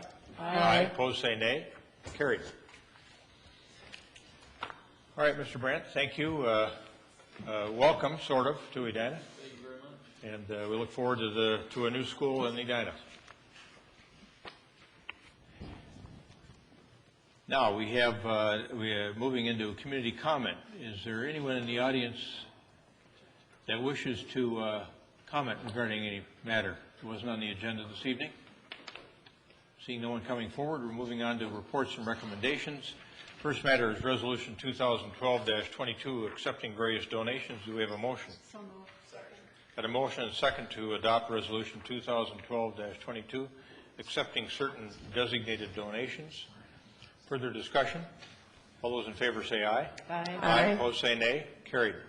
Donations this reporting period are to the Braemar Memorial Fund for future golf course equipment purchases, and then to the Edina Police Department. One notable contribution there, Member Brindle could probably speak to it, but a $40,719.69 donation from the Edina Crime Prevention Fund for K-9, Bike Patrol, crime prevention, and the Fall into the Arts expenses. Member Brindle. Thank you. As a member of the Crime Prevention Fund, the Crime Fund started in 1977, and basically, to put it simply, if there is criminal activity and the police department wishes to offer a reward, they cannot raise reward money. In other words, they can't go out and fundraise in order to offer rewards. And so that is really why the Crime Prevention Fund was created, as a way for the police department to be able to have funds that have been solicited through a nonprofit and provided to the police department for things such as rewards. And crime prevention is such a passion of the residents of Edina that fundraising for the crime fund doesn't tend to be, well, Denny Metzold would probably tell me how difficult it is, but yet at the same time, he sends letters out and sends an appeal with the list of all the things that that the Crime Prevention Fund supports. And basically, that list of items that are supported by the Crime Prevention Fund comes directly from the police department. We look to the police department, the police chief specifically, to say, what do you need and what can we help you with? and what are the priorities for us to be able to tell our community about. So that's where this $40,000 plus dollars comes from. It comes from our community and some businesses within our community who support crime prevention. So thank you, thank you. It helps us to provide the police department with the support that it needs to keep us all safe. So it's that self-enduring circle. Thank you. All right, next matter on reports and recommendations is appointments to various boards, commissions, and committees. I'm going to let Member Swenson handle this matter. Thank you. We spent the last month with 3 nights of interviews, multiple applications, many for limited openings in our boards and commissions. I'd like to thank City Clerk Deb Mangan for putting it together, and she was there supporting us through it all. It's a great evening where we find out just how many wonderful people would like to serve on boards and commissions and how good they are at what they do. So I would like to list our new appointments. That will be a motion to appoint, and then we will do a reappointment. So we'll do it in 2 parts. I would like to announce that the school board has appointed. You're moving this slate. Right. All right. That the school board has already appointed to the park board for their position Kathy Sella. So for the Art Center board, Marcia Buchek and Ray Meffert. For the Board of Appeal and Equalization, Stephen Suckow. For the Community Health Committee, Nancy Pinkeneers. For the Construction Board of Appeals, Scott Busen. For Energy Environment Commission, John Heer and Tim Radicki. For the Heritage Preservation Board, Jennifer Christensen, Joyce Mellum, and Peter Sussman. For the Human Rights and Relations Commission, Ron Earhart. For the Park Board, Dan Gieske and Catherine Peterson. Do we need to also include, for the school board representative, Kathy Sella, for her term ending 2/1/13. For Transportation Commission, Syria Iyer, Tom LaForce, and Courtney Whited. All right, do we have a second on that? I will second. Thank you. Discussion? All those in favor of? Well, I have a bit of discussion, and that is that I did not know we were recommending Ron Earhart for Human Rights and Relations until today. So I guess when did that come up? He was, I think, asked if there was another board he would like to serve on, if I'm not mistaken, but Member Bennett can maybe speak to that better. I offered to serve as secretary, and I communicated with the city clerk, and given what we can and can't do by open meeting law, yes, it was after the time that we had deliberated. I know that we were trying to make the best matches we could between our applicants and boards and commissions, and think we've done a very good job of doing that. And in this instance,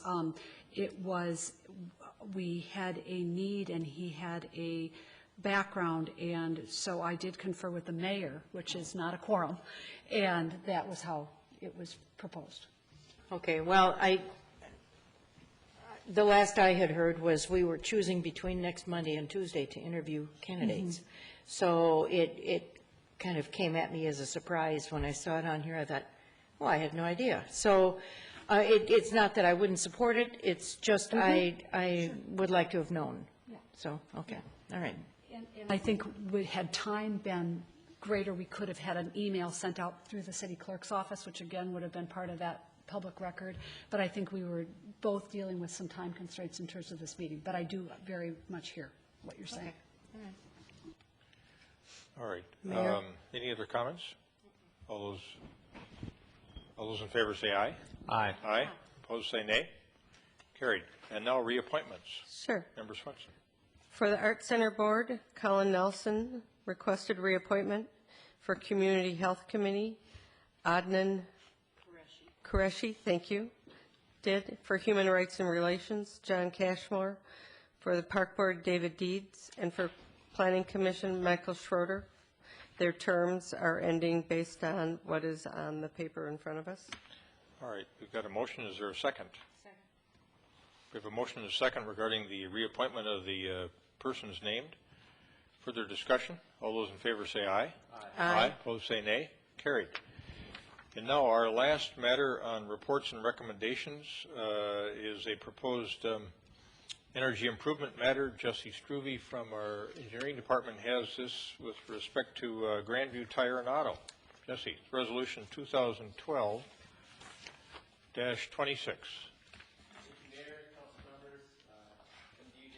It's a different hat on than usual. I'm not the utility engineer tonight. I'm the Edina Emerald Energy Program Administrator, so we'll clarify that right off the bat. Again, this program has been newly created and highly publicized. I'll shorten the Edina Emerald Energy Program to EAP from now on. Just it's a little bit of a mouthful for myself. So EAP was first initiated last year when Grandview Tire and Auto and the representative Blue Horizon Energy approached the city of Edina with the concept of starting a PACE program. What PACE is a property assessed clean energy, and it follows a Minnesota state statute created in 2010. To date, no other city besides Edina has entered or created a program based on this concept. PACE allows property owners to perform energy improvements to their properties and then special assess themselves for the cost of the work. Using property tax assessment increases the likelihood of loan repayment, which in turn potentially lowers the cost of securing capital. The lower cost raises the rate of return on their investment and for energy projects with longer payback periods. After reviewing the specifics of PACE, staff presented to council on August 16th, 2011, the concept of PACE and about starting a program. At this meeting, council directed staff to develop a PACE program, in which case we did come back in the November 15th meeting to where you did formally adopt EAP, which in part of the consent agenda is the updated complete packet for your review. With that, I'm pleased to announce that Grandview Tire and Auto is the first commercial industrial property to complete the application requesting to enter EAP and levy a special assessment against their property. Their application requests just under $32,000 to install a 27 kilowatt solar panel system on top of their building.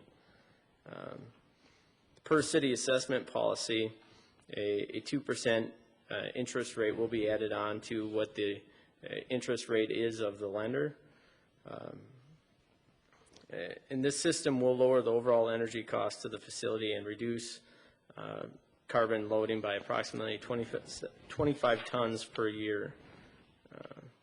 I would ask the City Council to approve their application in Resolution 2012-26 as the first participant into EAP. I do have Rick Murphy with Grandview Tire and Auto and Bradley Hansen with Blue Horizon Energy in attendance to answer any questions that you may have. Thank you, Jesse. Council have questions on this? I do. Member Brindle? Okay. Go ahead. The one piece of it that I would like to have us consider is that this proposal includes a 2% overhead charge of interest over and above the loan amount of the loan interest rate of 7%. And inasmuch as we are trying to incent programs like this through in our community, I'd like to see us remove that additional 2%. I concur with Member Brindle. Here's the nub of the issue. We have been recognized throughout the state, actually, and twice been in sessions with Senator Franken over relative to being the first community in the state to adopt a PACE program and have a PACE participant. The challenge is that with the monetary interest that the lender is going to charge at 7%, with us adding on another 2%, I don't think it becomes economically viable for Grandview Tire and Auto to continue to participate or request funds from the city. In fact, the CEO of Grandview Tire and Auto, or Murphy Automotive, has told me that he doubts at 9% they can afford to do it. You know, the question being, as much as they want to support the program, on $131,000 worth of construction costs, they were going to borrow roughly $32,000 from the EAP program, and to pay 9% interest over 10 years on $31,000 just seemed like too much of a stretch. So as much as they want to help us succeed and succeed themselves, and they're willing to do that at 7%, which is above the normal borrowing rate that they face, I think we need to keep in mind that we want this to be a successful program from the get-go, that there will be times downstream as money becomes more competitive in the marketplace in terms of lending, that we'll be able to add on this 2%. But keep in mind, we got a $10,000 grant from the Commerce Department to help us defray our expenses in this matter and prepare all the legal documents that we now have in our possession that we have agreed to share with basically every city and county in the state. And so I think the council should give strong consideration to waiving off, in this particular circumstance, the 2% interest charge, thinking or bearing in mind that we have already received $10,000 to help defray the costs of this program for us to set it up, and that we share in the start of this program with Murphy Automotive, who's willing to pay 7% but not 9%, and make sure that we're able to trumpet this program as a success in the state. Member Swenson. Manager Neal, currently of that $10,000 that we received, what have the costs been that have gone towards that? Well, I would guess so far it's probably been the legal at the Faegre law firm who has we've been able to work with to help draft all of the forms and legal agreements. Okay. I'm not sure if there's anything else beyond that. Can either of you tell me what that bill was? Just over $11,000 with about $1,100 defrayed so that it doesn't cost the city any additional. So she has agreed to cap her fee at that $10,000. And do we have any other costs attached to doing this? We have staff. We have staffing costs, of course. But I can tell you that one of the reasons that we can charge as a city government a charge for our services if we can show a direct nexus between the charge, the level of the charge, and the activity that's going on. We've got a really good idea about what our overhead charges are and activities are for our street reconstruction program. This one we don't have such a good idea. We're keeping track of what our admin costs are, but at this point we can't really give you a very good projection about what they're going to be because we've never done this kind of thing before. Well, then I'm not comfortable with waiving it unless there's a reason to waive it other than the proponent can't afford to do it if we don't waive it. I would be in favor of waiving it since we've already had the cost of the documents there and we really don't know as a city what our time is, and this would allow us to then know in advance for the next time around what our costs are. But I think if we were to waive it because it wouldn't happen if we didn't, that's not a slope I'm ready to slide down. But I would be willing to waive it based on the other things that I stated. Member Sprague. Two comments. First, how is it that we had no idea about the cost of credit in advance of creating the policy change? Because it doesn't serve us well to go forward with a policy to make this an economically feasible matter when the cost of credit is so high. It's not like a revolving street bond at 2% or whatever we pay, in which case adding 2% still makes that very economically feasible for the payee, or the payor. So how did we not have any idea in advance what the cost of credit might be? I know we're on the vanguard, and maybe that's the answer. I can tell you that this is it's the nature of the debt itself. It's a privately placed bond, which means that we don't have clear market signals for what that's going to be. I think we we knew that it was going to be more certainly than our geo-backed or even our revenue-backed debt. But we did not have a clear picture from the market of what they might be, where they might be on the date that the issuance is going to happen. But it's safe to say going into the future, it's not going to be cheap, the credit. So our policy is going to fail unless we can get access to some better credit facility for these applicants. I think I can help on that. Okay. Which is a good one. Go ahead. And so then the follow-up is on cost is why can't we charge the applicant actual cost and not worry about the markup? And upfront charge, we know what the upfront expenses are, the legal, and then there might be some additional expense. And could we not agree with the applicant that would be up to 2%? Or I'm not saying this correctly, but in other words, charging them up to a maximum ceiling, because we know what the most it might be, or probably be less than that, and then we're covered. The applicant doesn't have to suffer from an even higher rate of interest, and the policy goes forward with some type of competitive rate. We could do that. We haven't had that kind of discussion with the applicants, so we don't know what their reaction to that might be. I mean, because our covered cost is $10,000, and then above and beyond that, we expect X, and so we could agree the applicant will pay up to X in actual expense. It might be a lot less than the 2% over 10 years. To your first question about cost of credit, there's an organization being put together right now in the state of Minnesota. Former State Representative Jeremy Kalin, who was actively involved in environmental work, is leading a group of investors that is going to try to put together a pool to do some lending on these types of PACE projects. And in fact, he told me in a recent phone conversation that there's a potentially large project looming in Edina that they want to come to us about. The lending rate will be less than this lending rate. Right now, it seems like all roads lead back to Sonoma County, California, where this whole process started and where the lender is located.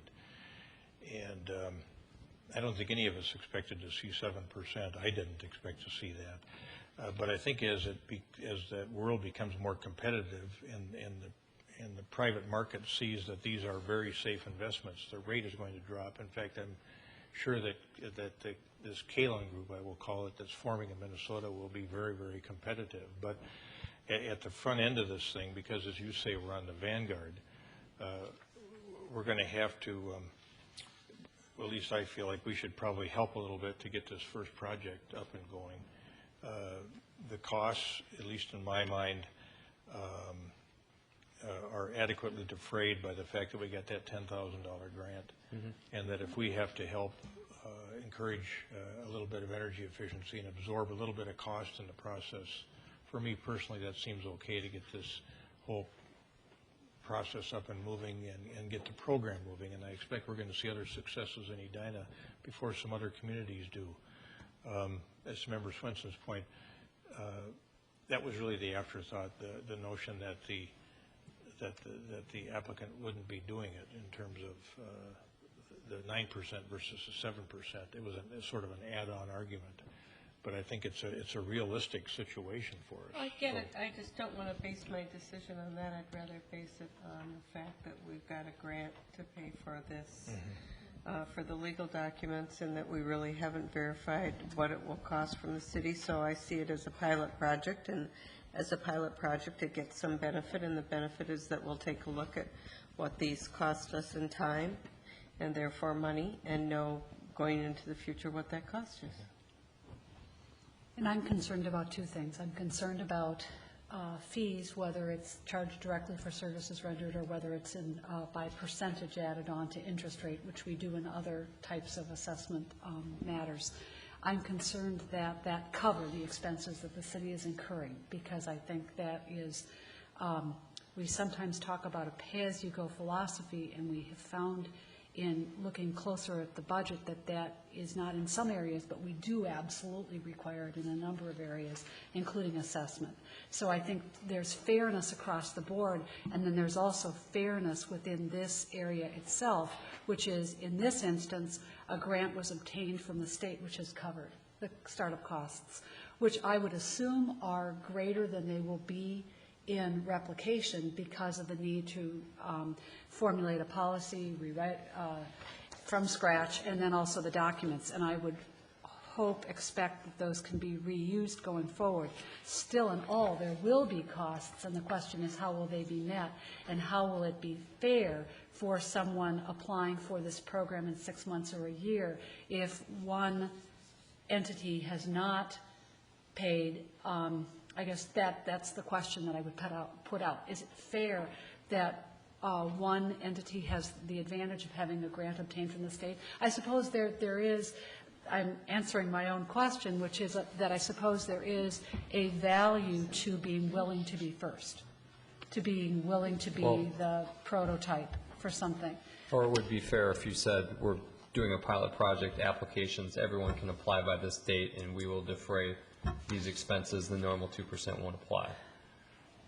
We're past that. But at this point,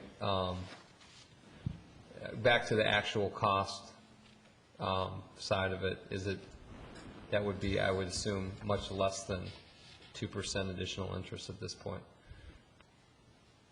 I'm sorry, I just can't estimate. I don't know the answer to that.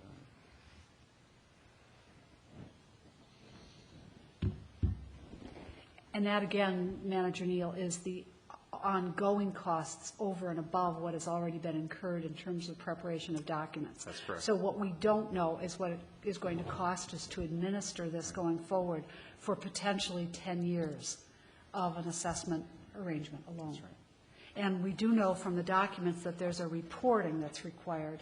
I believe is it quarterly reporting to the Energy and Environment Commission and once a year to the council, or is it by twice a year? In any event, there is a reporting requirement so that the value of the program can be understood. All good comments. It just strikes me that with the goals that we've been involved in through our Energy and Environment Commission, and leading the way on this, for us to make what I would call a nominal additional investment. Actually, the first part of the investment came through a grant, but for us to make a small investment in carbon reduction and use of energy by a private sector company, I think is worthwhile on an initial PACE project.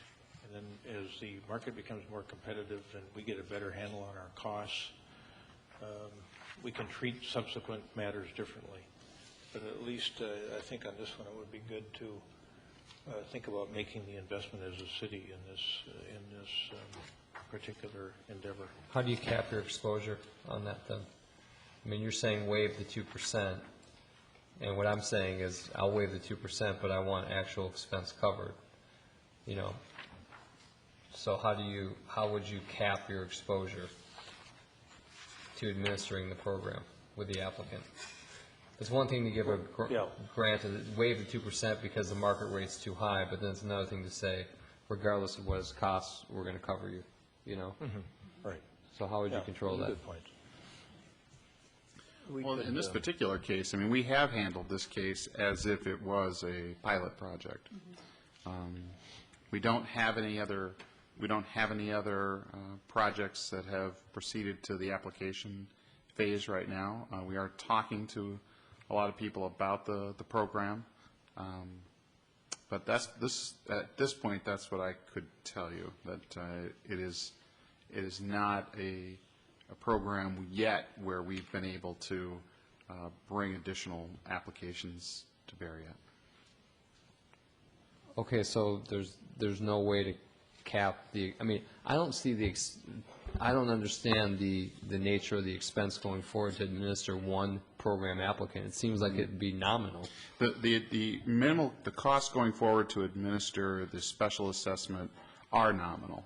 Most of the costs associated with a project of this nature are incurred up front at the time of the transaction itself. So the exposure is limited by the fact that there's only one applicant? Very much. Well, not only that, but the functions that go on from here on out to collect the dollars and administer the debt are really fairly mechanical. I mean, they're tax payments that are happening that involve the county and involve the city, but they're not very significant administrative burdens.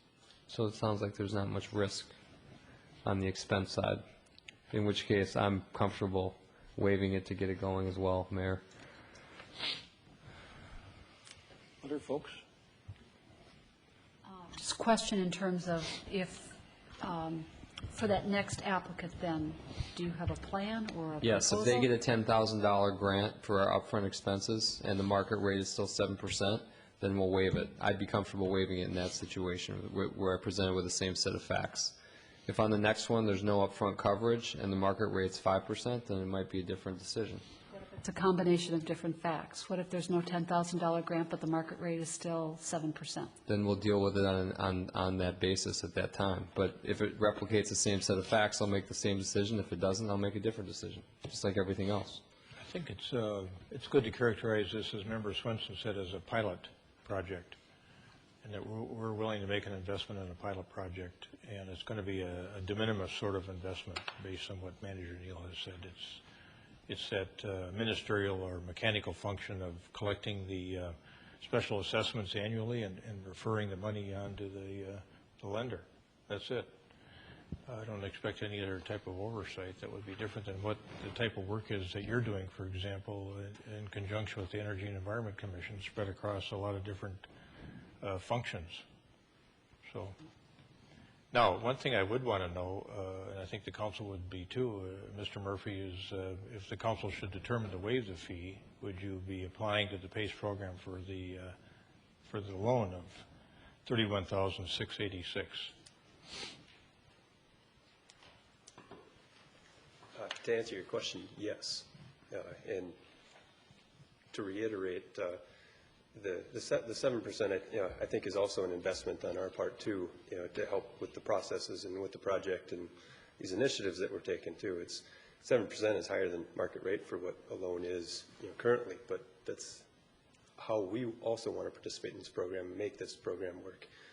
If we didn't have interest in working with the city and working with the PACE program and initiating it, this project may have been done last August, or earlier than expected if we haven't taken these months and the time invested to make this project.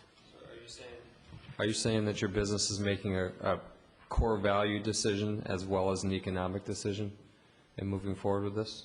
Most definitely. Okay. Question for Manager Neal. If the council decides to not charge the additional 2% over and above the bond rate, the borrowing rate, the full cost of the bonds will be repaid by the assessment that the applicant... Yes, it will. That's true. All right. Thank you. Mary Brindle.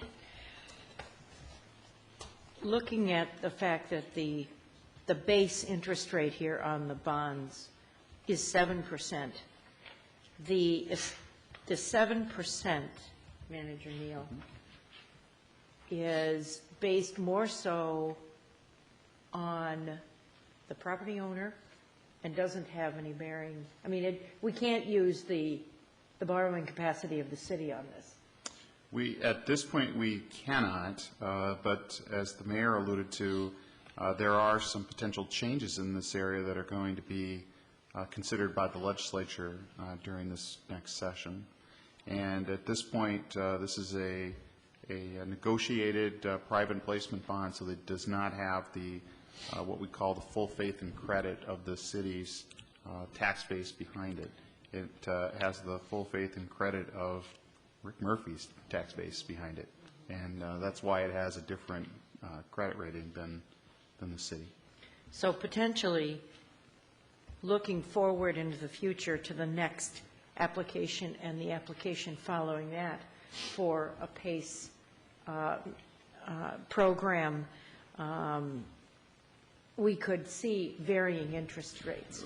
Certainly we could, and ultimately, it would be my hope that someday our local banks would be active in getting into this market, and we wouldn't have need for an Emerald Energy program the way we do now. Yeah, I hope someday that the private lending market will take that place. Okay, thank you. Another interesting possibility that Manager Neal raised was if we had legislative authority, we could buy our own bonds and do better than we otherwise do with the, if, the big if. I thought that was a capital. Yeah, all caps. Oh, yeah, both the I and the F. We could be buying our own bonds and enjoying a little bit better interest rate than what we might otherwise achieve, so. As we said, this is a pilot program. Our hope is that it can be, enhanced in ways that make it feasible for business owners to take advantage of it. I support, what we've said as far as what we're going to do because it's a pilot program. And do you want a motion? I would like a motion. I would move that we go ahead with this contract, waiving the 2% because it is a pilot program and we've gotten a grant to do the legal work already. Discussion? Yes, Your Honor, just would like to state that this is a form of conduit bonding, is that correct, Manager Neal? And that has been used with Fairview Southdale Hospital, also Volunteers of America, when it is the public purpose in that is the work that's done by the organization. In this case, the public purpose would be the environmental good that comes out of installing. That is correct. It is a new kind of conduit financing. We have used similar kinds of conduit financing in the past. This is just a new version of that. You're right. Thank you. All right, further discussion? All those in favor of adopting Resolution 2012-26 with the caveat that the 2% interest rate charged by the city be waived, say aye. Aye. Aye. Opposed, say nay. Carried. That was a good discussion. Thank you. Correspondence and petitions. Anything other than what we have on the dais this evening? No, it's quite up to date, I think. Yeah, I think so. Through it. All right. Council comments. Member Brindle, I think we're starting with you this week. All right. In our packets, we had minutes from the Edina Human Rights and Relations Commission, the meeting of November 22nd, 2011. And they are beginning to look at the census data from 2011. And basically, what I think they're looking for is to find out what information we have and what do we want to know. And to see if the information we have tells them that, and then based on what we know from that information, how can that be used? I believe in a recent meeting, at their November meeting, they had a visitor from Hennepin South Services Collaborative. And the Hennepin South Services Collaborative is an organization that works with the cities, the schools, the health and human service providers in Bloomington, Eden Prairie, and Richfield. This is a collaborative that is very similar to a collaborative that Edina used to be part of. But I think that this collaborative can help, while Edina is not a partner member of it at this time, I think this collaborative can help with understanding what the reports say and looking at what the research is telling them. Certainly within the census data, you've got fact sheets on Edina for the years 2009, 2010, 2011. You've got information that was gathered by Amber Cameron, who is the outgoing director of the Edina Resource Center. And not just outgoing, she's outgone. She's at the University of Minnesota now. She was offered a position she couldn't refuse. So it is certainly our loss. She was a wonderful match for that position. But the work that she did poured through the data from 2009.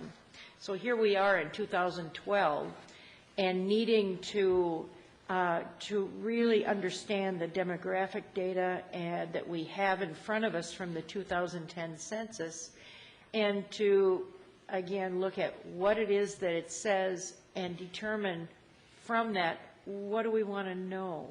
Based on what we want to know, then where in Vision 2020, where in the implementation of various aspects of the comprehensive plan can that data be used to help us to meet some of our goals and to know more about ourselves.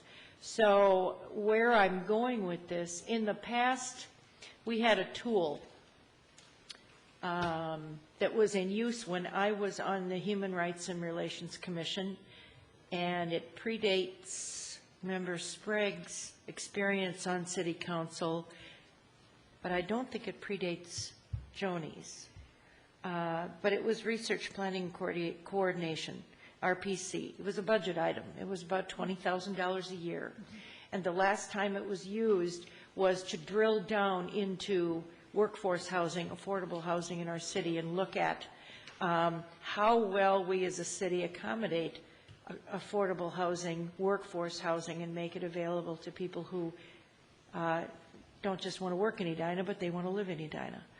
And since that time, we were, as that study was finishing, we were approaching 2010, and all of the data we were using at that time was based on the 2000 census. So it was thought in about 2007, end of 2006, if memory serves me right, that rather than keep requesting this $20,000 a year, which we didn't have current data in order to know how to use, that we would not request it for that period of time. But I guess what I'd like to have us do is to work with the Human Rights and Relations Commission and find out from them if, in fact, they would like some professional help in looking at the census data, figuring out what it is that it tells us, and then from that determining, all right, from what it tells us, what are the things that we can do in Edina with that data that would help us with transportation, that would help us with understanding the immigrants to our city. Quite a few, I don't want to say a majority because I have no idea, but quite a few of the new residents to our city, of the young new residents to our city, are immigrant residents for whom English is a second language. And so to look at what is that population, how well do we serve them, how available are our services to that population, and just make sure that that we're connecting with them, particularly those that are looking for public health, access to schools, access to parks, access to physical education, and some of the park and recreation programs, making sure they feel connected. So some of those things, and looking at whether possibly making a lack of a better word, a consultant such as somebody from Hennepin South Services Collaborative would, who we'd have to pay, would be useful in that situation to help us understand what the census data is telling us. Anything else? Just to comment on that, I'm fine asking that as long as it's in next year's budget, because we've already finished this year's budget. No, I understand that. Okay. Yep. No, I don't think there's anything else other than just been to Centennial Lakes lately. This has been a challenging skating season, but the skating was fabulous. The ice sculpture activity this year, like other years, was beautiful, well attended. The sculptures were gorgeous. They've probably got round edges now after some of the warm weather, but this has been a real challenging skating season, but our rinks have been nice. Centennial Lakes has been just gorgeous for skating. So, so it's been fun. Thanks. Member Bennett. One item to report and two items to ask about. I attended the League of Women Voters sponsored discussion on civil discourse in Bloomington last Tuesday evening, as did Mayor Hovland and Assistant Manager Karen Kurt and Manager Neal. Am I missing anybody? I thought it was just, Deb Mangan and Mr. Mangan. Cliff Mangan's husband, and it was delightful to meet him. It was such a worthwhile evening, a really good conversation. Don Shelby was the moderator, and it has been taped for broadcast. Will we have information on our website? Great. So people wishing to see that can do so on YouTube, city website, and also will it be shown on cable channel 16? Thank you.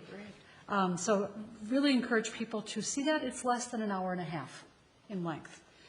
And then I have updates to request on the... Our worthy city manager got left, last man standing to ask a question. Well, can I ask now what your question was?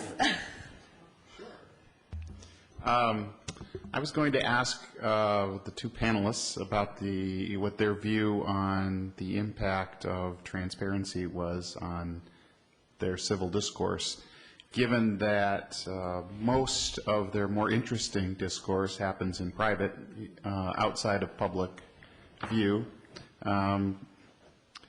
Yet they think it's important that all of your interesting discourse happen in public view. There's an inherent hypocrisy to that, but that really wasn't the question I was asking. The question was, does that have any impact on how civil they are to one another when they are in public? And these were just two of the three panelists were former legislators, and the third panelist was Stacy Deppner-Hove, who is the president of the State League of Women Voters. Thank you. I was curious about that for I think the full week. probability of them answering that question was near zero, so I don't think we missed out on anything. But you would have given everyone their food for thought. Food for thought.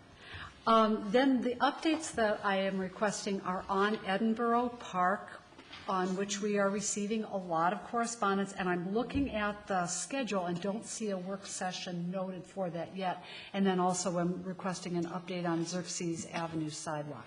And then to dig to detail into your Edinburgh, I just think it would be helpful now if we could talk about kind of the next steps in the process, because that really seems to be some information that the group of people that are writing to us need to know is what's happening. I think they think a decision has happened, and it hasn't, so it would be helpful if we could give out those steps. When we had our work session with the park board, hearing from the consultants, I think our decision at the end of that meeting was to schedule a work session with the park board again to discuss the proposal from the consultants. Well, actually, to obtain a lot more information, I believe that all of us and all the park board members present identified information that was missing from that consultant's report and requested that that be obtained before we had another work session. Yes, there is a very significant park board meeting next week on Valentine's Day on February 14th. It includes, among other things on their agenda, the Sports Dome discussion and also the Edinburgh consulting contract, or the Edinburgh study. The discussion that they plan to have is a discussion to ferret out some of the questions and need for additional data. And they plan to use that evening as preparation for a work session which we have tentatively scheduled with you for March 20th. March 20th, right, Karen? Right. For both of those subjects, actually. We have Sports Dome written on there, but we will include Edinburgh for that one as well. Okay. Will we be starting that meeting at 5 then? We will.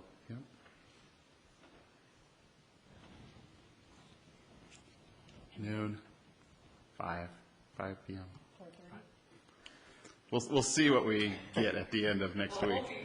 It won't be 5:30, no, it will be 5 o'clock. I think. Dinner and dessert.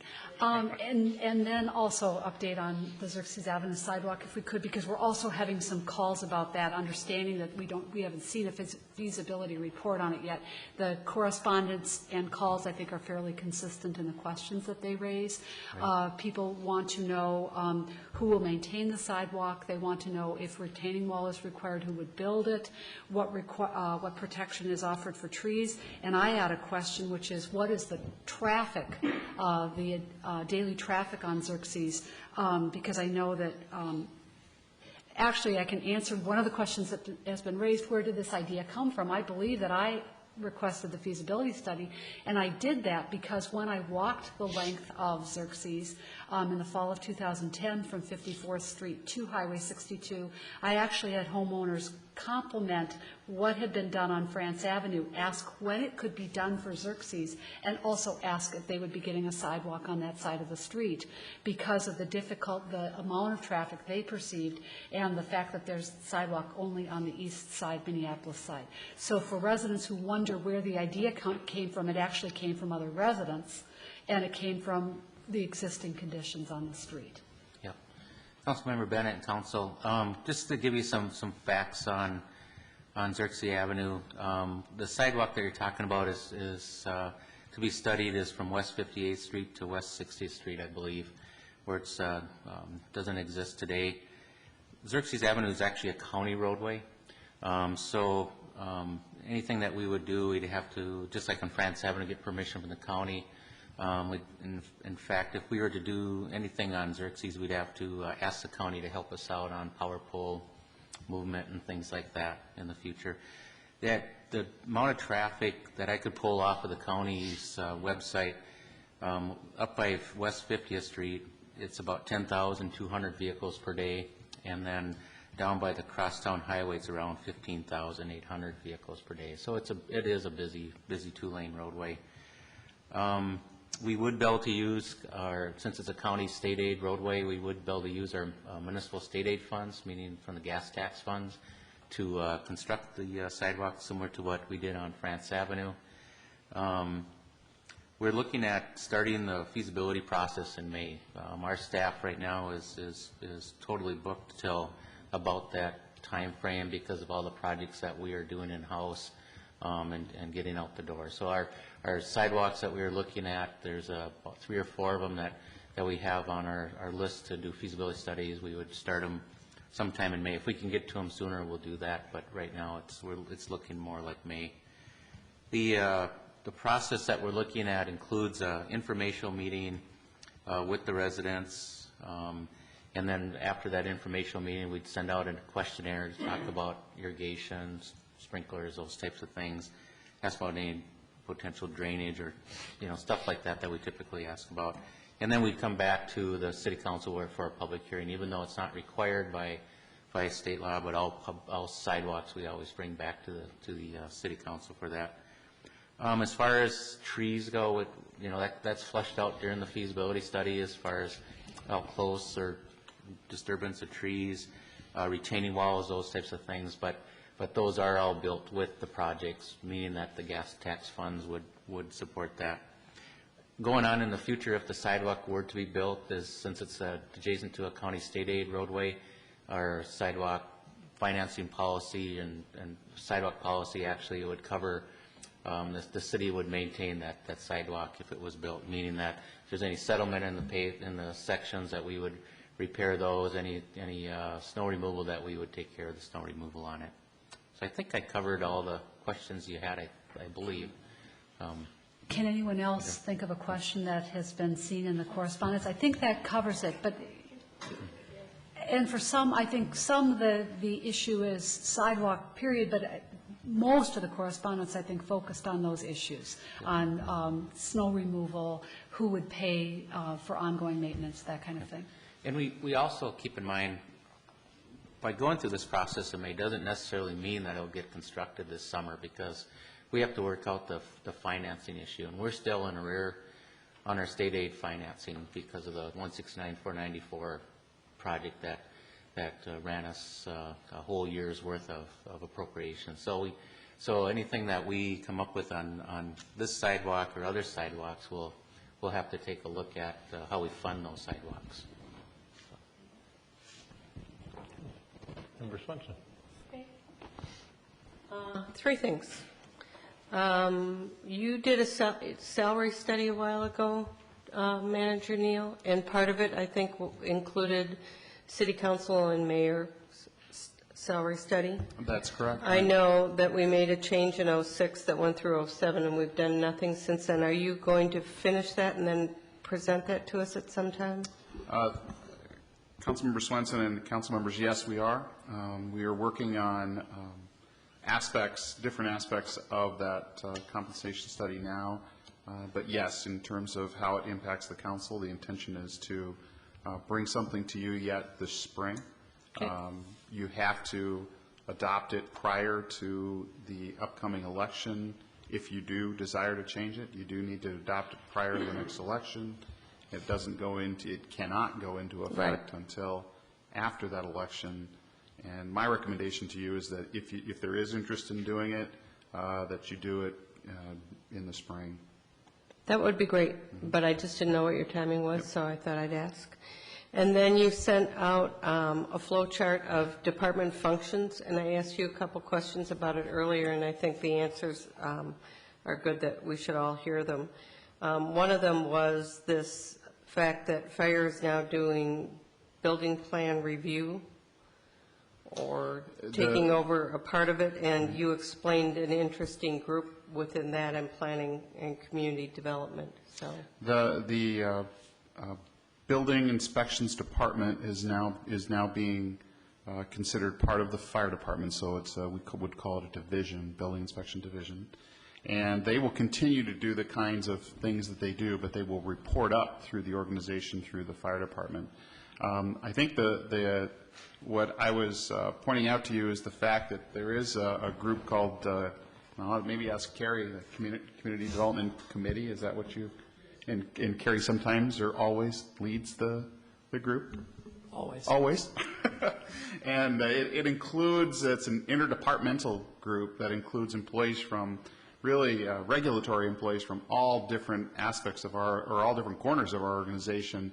They get together to do a joint regulatory review of development proposals. So they can get a good comprehensive view and get good comments back to the proposer. that's great. And then the only other question I had, now that we have a separate engineering area and Public Works, and Public Works does street maintenance while engineering really does the core of deciding what streets need to be replaced, et cetera. I was wondering what the coordination was between those two departments. I think it'll be substantial because we will have design and evaluation functions in our engineering department, and they will provide guidance as to what projects are done and what priority they're done and how they're done. So yes, there will be substantial connection between those two departments. Great. And then you sent out under a separate envelope the request for proposals for the Edina Art Center study. Mm-hmm. Did you want us to do something with those? I think we wanted you just to be advised that the deadline has come and passed. We received the two RFPs. We're going to be looking at them from a staff perspective to evaluate them and be making a recommendation to the park board on the selection. So if I have notes on them, who should I give them to? You can send those to John or to me. Okay, thank you. Mm-hmm. That's all I have. Thank you. Member Sprague. Thank you, Mayor. So with respect to that last point, I believe a member rightly noted that there were no applications from national firms or outside of Minnesota. Was that a concern to you that there wasn't anyone outside of the metro applying, or was that something you expected based on the? It's what I expected given the size of the contract? Project and contract. Okay. Okay. We recently dealt with shrubs on Sally Lane in our right-of-way ordinance, section 1200, and I just wanted to make sure that legal is committed to doing a review of that ordinance and coming forward with any suggested changes that might tighten that up for the future if so deemed. I can speak on behalf of legal, and I can tell you that they're committed to doing that for us. Perfect. Secondly, Planner Teague, how are we doing on the construction management plan and supporting documents? We've got a draft pretty well ready to go. In fact, the Primrose project that the council approved this evening, one of the conditions was that they enter into a construction management plan, so we plan to, that'll be our first one. Okay, and so the draft, or it's not a draft, it's the document's completed. Can we have that brought forward to the council so we can look at the good work you've been doing? We can sure, yeah, I can sure. Kind of walk us send through that? Yeah. Yeah, and it'll change on a case-by-case basis depending on circumstances with each project. But I think the public sure. should know what we've been working on and our objectives that we're trying to meet through the new program, so. Absolutely. Okay. Something I've been thinking about for a long time is the notion of a business advisory council. And I know we had recently had an internal city manager communication advisory group that was very fruitful. And I'm wondering if we need a more direct nexus with the business community to talk about not only state of their business within Edina, but any recommendations on how we can help attract and retain our employers, and any sticking points or reviews of our local ordinances and what they view as the positives and the negatives. Perhaps this group would meet on an annual basis, maybe it's a quarterly basis, but I think there's going to be some very helpful information from that group that could come forward to advise us on policy and ordinance. So I'm not sure how we incorporate that, or if that comes after our economic director is brought in, but I think it's a notion that should be considered as we move forward in that economic development director position. The transportation, I had some transportation issues on my mind. I was looking back through the bike comp plan, and one of the bike route sign recommendations says provide distance, direction, and destination on all bike route signs in Edina, indicating distance to other routes and to major landmarks and destinations. Now, at this point, we are in the process of building out our network, but if all goes as planned in this year, we have 70th Street, a potential bike boulevard, and striping down Cahill, and 70th Street, Antrim, and over to the school. When will we start to populate these distances and directions? Because at that point, we've got a direct connection to Minneapolis on the street as well as to Bloomington. Yep. Councilmember Sprague and Council, that actually is a discussion with our bike boulevard plan that we're putting together, and there are the wayfinding signs on that. So the first part would be part of the bike boulevard project, is to start creating those wayfinding signs or kiosks in some locations. Okay. The high school being demarcated somewhere along would be an important landmark as well in terms of distance. Maybe Right. It's from Southdale. And that's something that I would probably ask in the Bike Edina Task Force to comment on and give us some suggestions on how to sign these. The other thing that's come up with the Bike Edina Task Force is we have the bike route signs, which have the arrows on them. And if we build out the system, we're going to have a lot of arrows pointing everywhere. And so what we've asked them is to come up with some route designations to identify different routes, like the Wooddale route or 70th Street route or something like that, so people have an idea of what route they're on if they're out biking around the city. Right. I look forward to seeing that communication document when we talk about these comprehensive routes we have. It's going to be a huge accomplishment for the city. More on biking. This is from American City and County, January. It says, investing in cycling helps economic wheels turn. Cities are turning to cycling-related initiatives as a way to reduce traffic congestion and improve quality of life. They are also finding another benefit for their investments in strengthening the local economy. 2011 report from the Political Economy Research Institute at the University of Massachusetts found cycling infrastructure creates the most jobs for each $1 million spent compared to pedestrian-only and road-only projects. For the 58 projects in 11 states examined, each $1 million invested resulted in 11.4 jobs within the state. Wow, that is an amazing statistic. Portland spent $7 million, 5% of their total transportation budget on cycle programs, the most the city's ever spent. The money was partially used to create bike boulevards, low-volume roadways that serve as primary routes for cyclists. To date, Portland has installed 47 miles of bike boulevards. It builds 15 miles this year and plans to add another 15 miles in 2012. And then the bike coordinator says it's the most effective expenditure of transportation dollars. Portland's investment generated $90 million in bike-related economic activity in 2008, including consulting, retail, and manufacturing.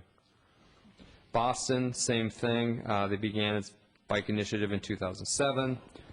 Bike-related jobs in the city, including manufacturing, retail, tourism, contracting, increased 60% between 2007 and 2010. Those are some amazing statistics, and I look forward to us reaping some of those benefits as we move forward with all of our different projects, both on the local collector streets as well as our plan for the greater Southdale region coming up here shortly. And another funny little note, I thought Police Chief Long might get a kick out of this. This is from American City and County, January 12, 2012. December marked the season of giving, but drivers in Prosper, Texas were probably still surprised when they received gift cards instead of traffic tickets from the police officers. During the Safe Driver Gift Card program, held from December 12th to the 16th, the police department handed out $10 check cards to drivers who were wearing their seatbelts, driving the speed limit, and refraining from cell phone use in school zones. Rather than pulling drivers over, the officers approached them in parking lots, mostly focusing on school drop-off zones. Money for the program came from the police department's contribution fund. It could be the crime prevention fund. I think we should be looking at some carrots as well as sticks for driver behavior. You hear a lot of people upset because they got ambushed when the guy came out of the bushes and shot, or they do the little not with the gun, with the radar gun, or when they get pulled over because they're stopping people to check seatbelts and so on.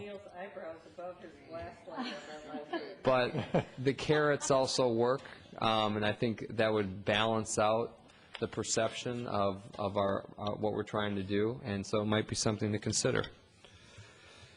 And then see what else. Finally, I think I'm glad to hear about the investors group trying to get together money to support these Emerald programs, and I truly believe if anyone can get the money and make it happen, it's our mayor, the Honorable Jim Hublet. Oh, and that's all I have for tonight. Wow. Pressure's on. I do think Jeremy Kalin would like to come and visit with us at some point in time when they get this investor group pulled together and tell the council a little bit about it. And it'll be an interesting story. On the 25th, over at the Senior Center, I was part of a team from the city. Molly Anderson, Dave Nelson, Lieutenant Dave Nelson, met with residents of Parkwood Knolls who were experiencing some uptick on burglaries. And they began in November. And they began at the time, the fellow that we caught before got out of the Anoka County Jail. And so his picture is being broadcast about, and folks are being told to watch out for him, and there seems to be, he seems to be the guy we're trying to catch. So stay tuned on that. I think they're doing a good job over in the PD working on that. Let's see, on the 27th, Jesse Struve, Bill Sirks, and I were part of a team from Edina that participated in the Green Cities program over at the U of M St. Paul campus, where Senator Franken was the moderator. And I think we had a good 150 people in the room that wanted to hear all about the PACE program, and we prepared, I think, 75 copies of the documents that we had prepared with the grant, disseminated those documents. They were all gone at the end of the day. And folks were interested in hearing about our successes, and we heard about some of the other things that were going on, some of the things that we are doing, the guaranteed savings contracts like we entered into with McKinstry. That was a big topic of conversation. Green Step Cities, we were right there on all of those things, and were able to talk about them, so that was good. The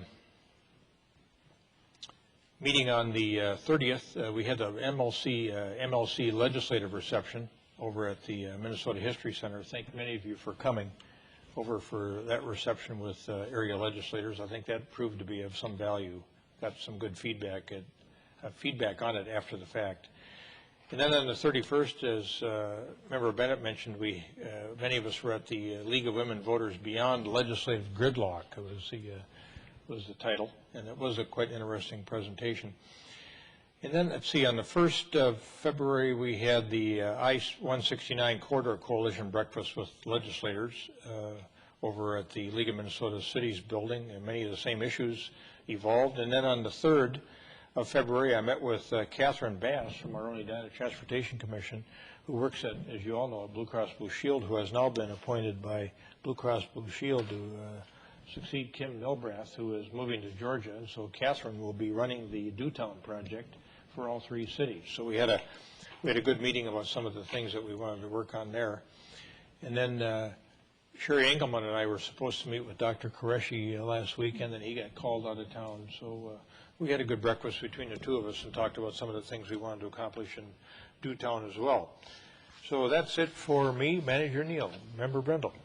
I actually have one more thing, in your comment about the burglaries brought this to mind. We had a nasty one in our neighborhood over the week, just Thursday. And if there are residents who are gone for long periods of time, as they sometimes are in the winter, we as a neighborhood are talking about partnering with our neighbors who are going to be gone to try to help each other out. Because when these houses are, this particular house is, the owner is there a month or 2 a year. That's it. Lives in Brainerd in the summer, Florida in the winter, and kind of stops in Edina in between.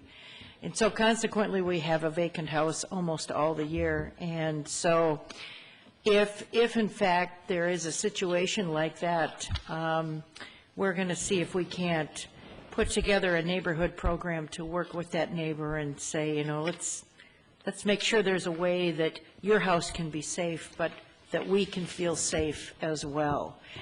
Because this was a nasty one. It was, they got in by breaking the window in the sliding door. So,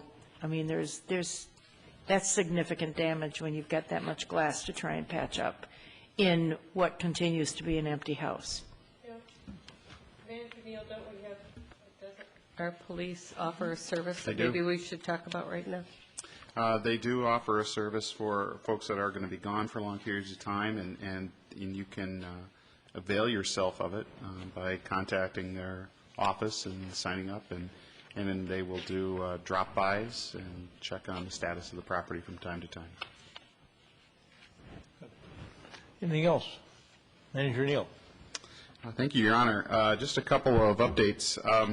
First, I wanted to just remind the council that we have what I'll call a special HRA meeting next on February 21st, ahead of our regularly scheduled work session. That meeting starts at 4:30, and the purpose of it, as suggested by Councilmember Bennett, was to get together and to hear a presentation on really just what our authority is as an HRA. And we're also going to present some information to you about what an EDA is and what the relative merits of both kinds of organizations are.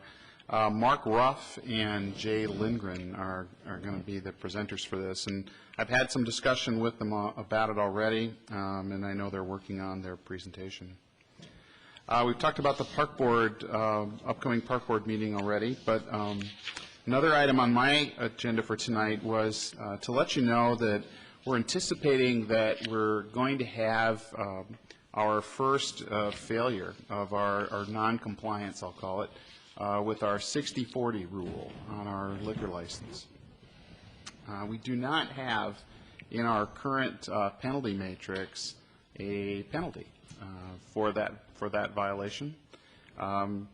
Ms. Mangan and I are researching that, and our intention is to pull together something and prepare an option for the council to take a look at for your February 21st council meeting. But we will want you to, if you can, act on that proposal that night so that we can have that in place so that when you review liquor license renewals on March 6th, you will have something in place that you can probably rely on and invoke. Simon, I presented a proposal to Simon Properties on January 11th. I heard earlier this evening that they are meeting with their Minnesota General Counsel tomorrow, and they should be getting back to me later this week with what their status is of that proposal. Wanted to let you know that our York Avenue liquor store project is underway. That liquor store is closed effective today. Most of the employees were there for a good deal of the day on Sunday, on Super Bowl Sunday, moving the product back into the storage area, taking down shelves. They finished all of that work today, so the project really will begin tomorrow. And finally, to let you know that sometime on Friday, on February 10th, the primary internet suffix or website suffix for the city will change from ci.edina.mn.us to edinamn.gov. And we're making that change because we think it'll be easier to explain to people. We think it'll be easier for people to understand what it is. And really we got some unanimous, pretty strong feedback actually from our Communications Advisory Committee that we're a government, we should brand ourselves as a government, we should act like a government and let it know that that's who we are in the title of our website. So I'm sending that out to employees tomorrow morning, they'll see it. We will continue to receive email from both addresses for a year, so we're covered there. But when we launch the website, we'll do a little bit more presentation and promotion of that change. But from the standpoint of can somebody contact us using the traditional email address, they can, and those things will work out how we will kind of a final transition plan over the next year. Good. That's all I have. Prompt any questions? Member Bennett?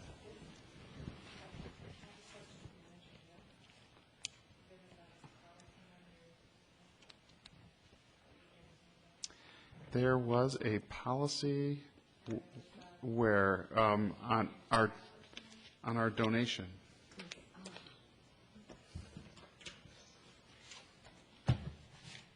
It should have been in a clip, just on white paper.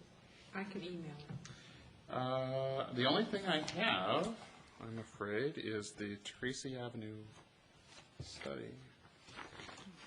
We wanted to, we encountered a, not a conflict, but a supplemental gift donation policy that we want to get to council members so you can see what we've given you before is not the most up-to-date version, and we will get you the most up-to-date version of that policy.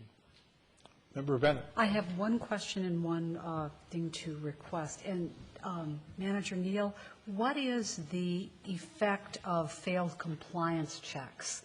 In fact, especially second occurrences, I noted in our police report that we had a couple of second occurrences. On the compliance check, I think I will defer to Ms. Mangan. Do you have that information with you tonight, or do you recall it from your memory?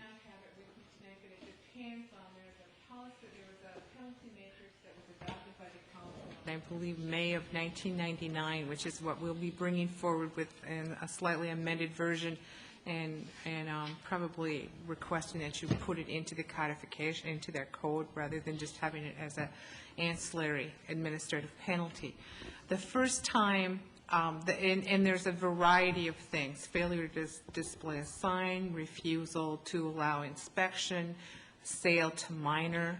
And so sale to minor, the first sale to minor, within a 24-month period, the first offense is a $500 fine plus the loss of the incentive, because we have practiced the carrot and stick version.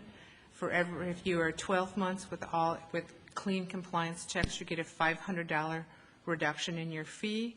If you are 24 months and from subsequently, you get a $1,000 reduction in your fee. So your first infraction, you lose that $1,000 incentive, plus there's a $1,000 fine, or $500 fine. The second one is a 3-day suspension and a $1,000 fine. If there is a third within 24 months, it's a $2,000 fine and a 7-day suspension. And over the course of the years since 1999, we have had various entities that have come up against the second infraction. So as you can see, that's a pretty well-developed punitive penalty system. And on the 60/40 rule, we don't have that. So that's what we want to prepare a draft and a proposal for you to consider at the next meeting. And then the last thing that I wanted to add is that precinct caucuses are held tomorrow evening in different locations in the community. People can get information from the Secretary of State's website. Is there another place where they can go to find? If they go to the city's homepage, there is a quick link to the Secretary's website that they just need to put their address in, and they'll find the various caucuses listed. Great. And despite the comments made by one of the speakers at Tuesday's meeting, I have found precinct caucuses in this community to be really delightful. They're like town hall meetings. It's a chance for people in a neighborhood to get to know people beyond their block, and so I really do encourage people to go out tomorrow night. They begin at 7. Good, thank you. Well, glad you mentioned that. Anything else? We stand adjourned. Good work.